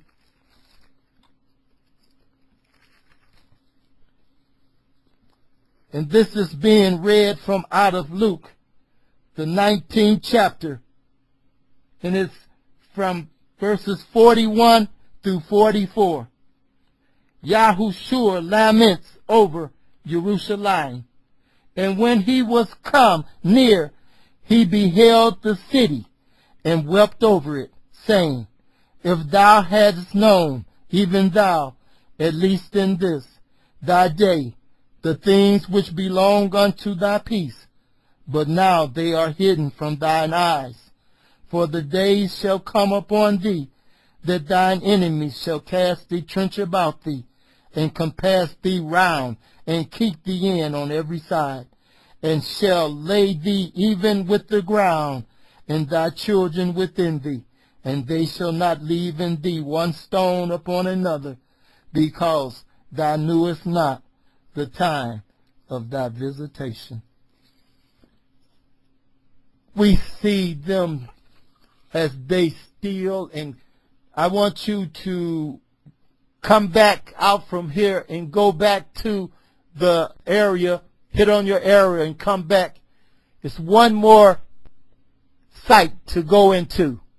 Hezekiah's tunnel. Click on that. Hit on your arrow, go back to where it shows the regions in sight, and in the area, click on and sites Hezekiah's Tunnel.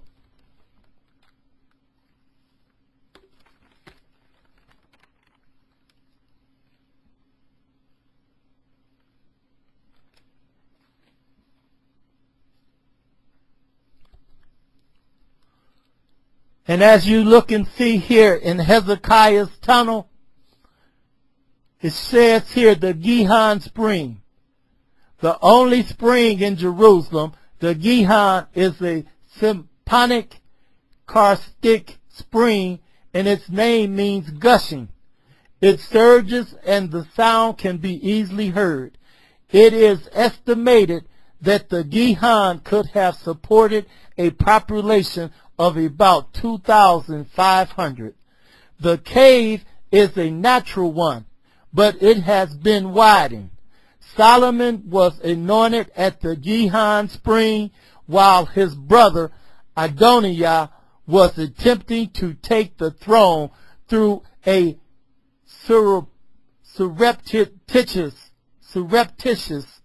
meaning this word surreptitious means by stealth or something secret. He tried to do a secret coronation, crowning himself king while Solomon was being crowned in the Gihon Springs. Adoniah was trying to do it in coronation in Rogil.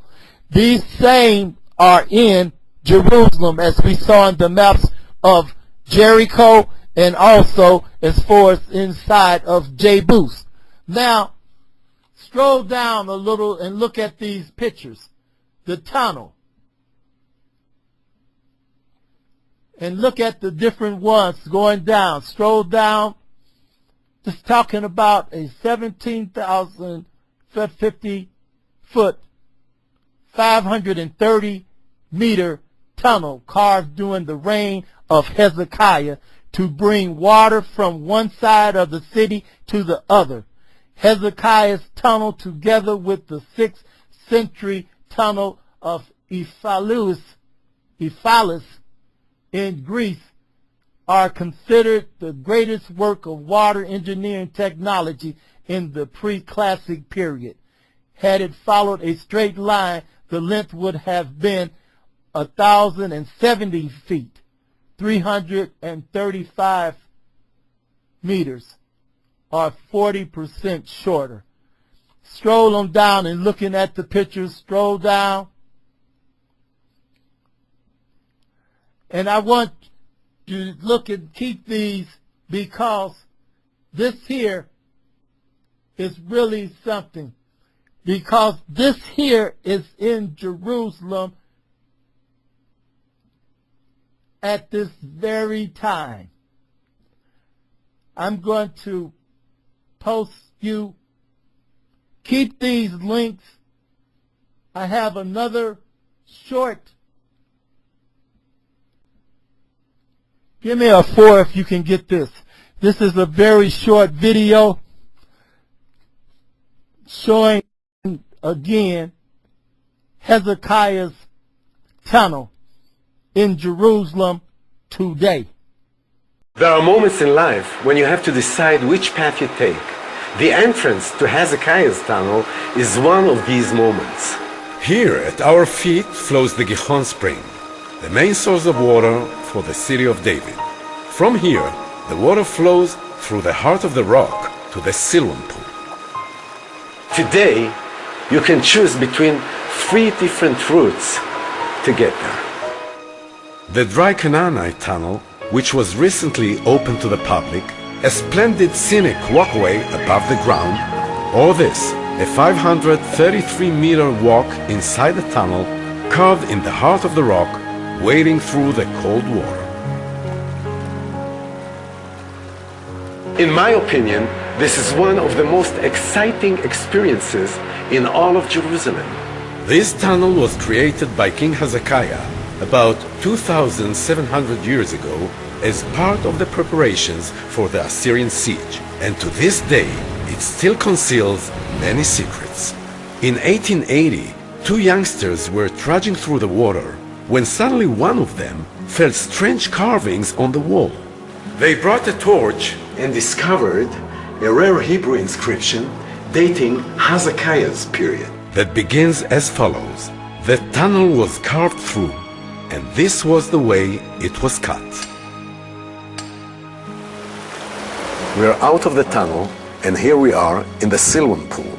In ancient times, this pool looked completely different. Today, we have only just started uncovering the pool that existed here in the First Temple period. But in 2005, impressive parts of the Second Temple period Siloam pool were accidentally discovered. the city of David never ceases to surprise us. I have just in the time, just two more scripture references to deal with in part 1. Give me a 4 if you can get this link. This is the same link that we had before. It's a map of Jericho. Hallelujah. I truly appreciate you all and the time that's allowed to do this.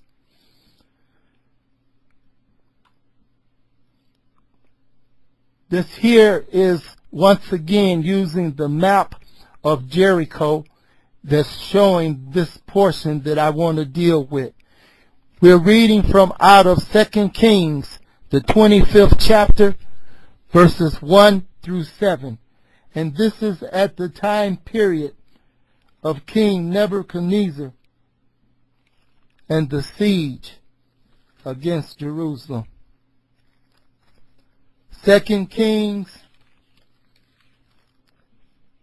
the 25th chapter, verses 1 through 7.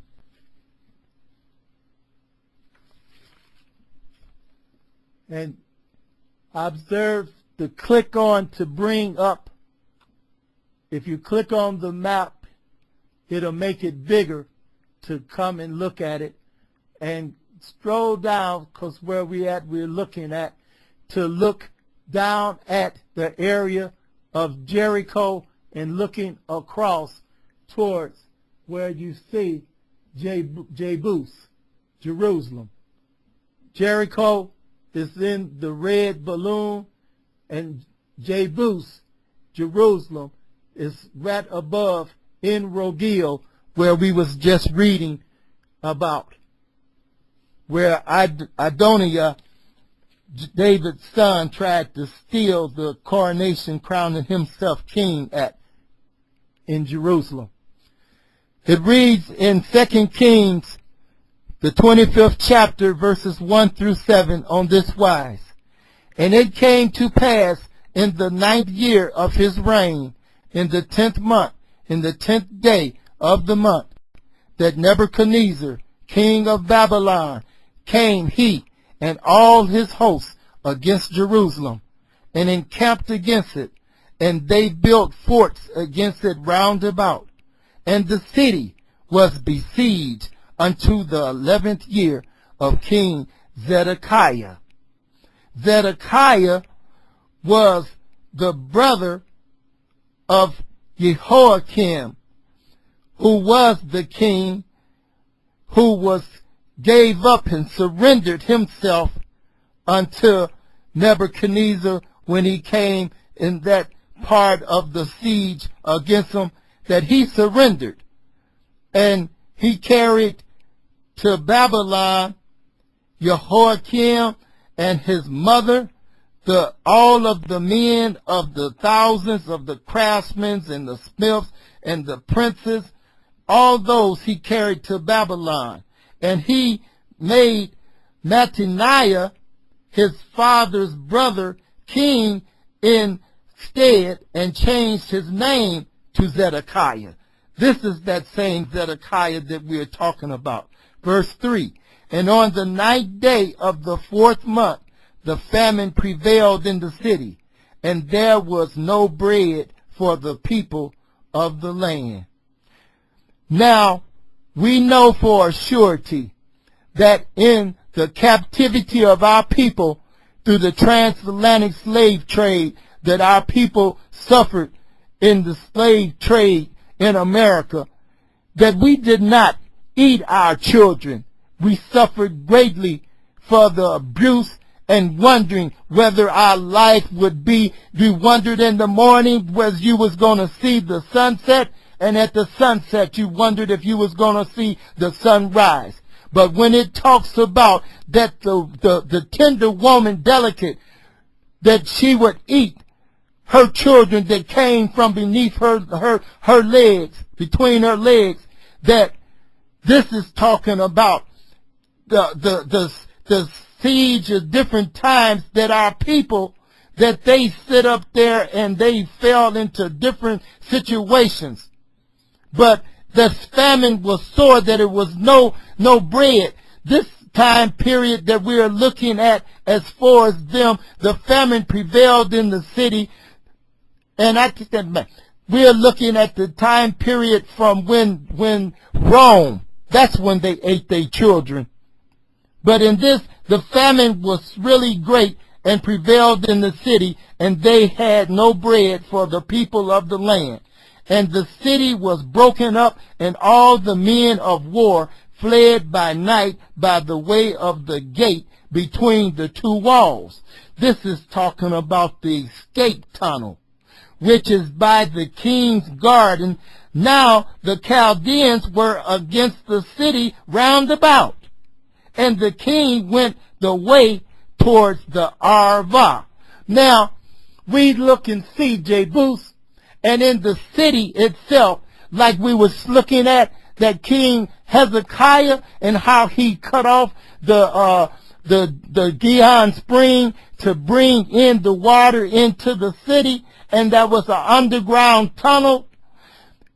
When the city got to being in the situation, it says that they went, the men of war, along with King Zedekiah, they went into the area by the king's garden and went out towards the Arva.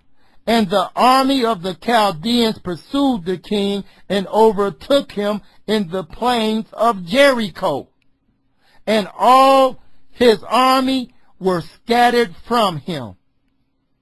So they took the king and brought him up to the king of Babylon, put out the eyes of Zedekiah, and bound him with fetters of bronze, and carried him to Babylon. Now, the point here is that, like I've been saying, all the way from the time period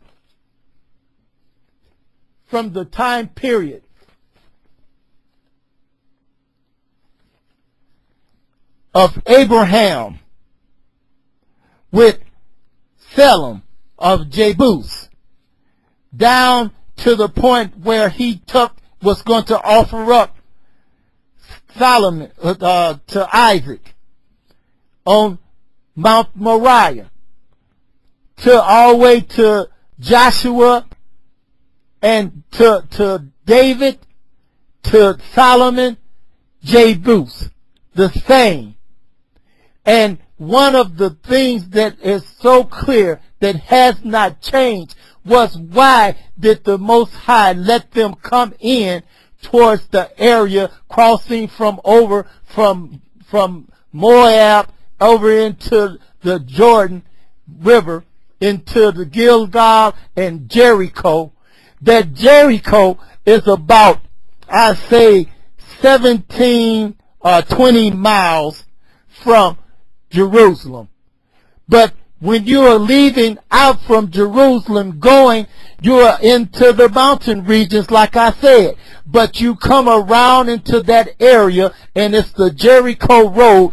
And once you leaving and coming into the mountains and going through the mountains, leaving out, you start to come down after, say, maybe 20 minutes, 25 minutes drive, 30 minutes at the most drive, to coming to the plains of Jericho, where it says that when he tried to escape out of Jebus and coming under the underground tunnel, and it came out towards the Siloam Valley over towards the area where that road, and he tried to flee, that they captured him in the plains of Jericho. This has not changed. And when you look at the point that Tel Arad is always down towards the ending of the sea, of the Salt Sea.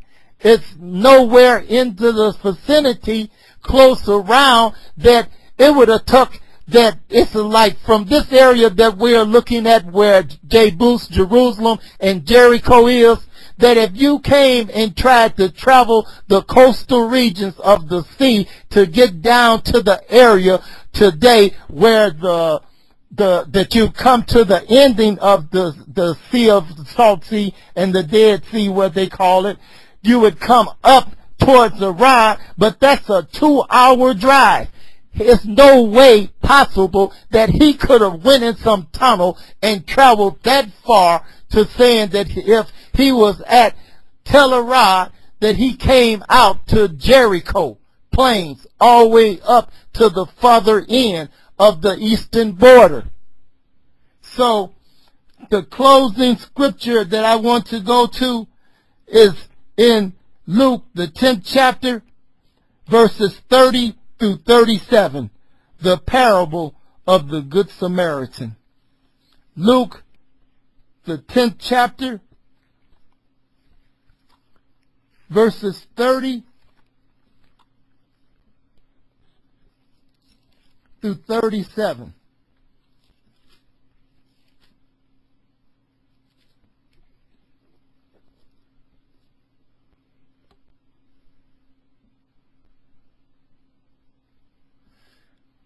And this map showing where we was looking at Jebus, Jericho, the parable of the Good Samaritan fits with Jericho, which is an ancient city and has always been closely tied and linked close to the cities that surround Jebus, Jerusalem. And it reads on this wise. We're reading from out of Luke, the 10th chapter, verses 30 through 37. And Yahushua answering said, a certain man went down from Jerusalem to Jericho. Saying again, and Yahushua answering said, a certain man went down from Jerusalem to Jericho.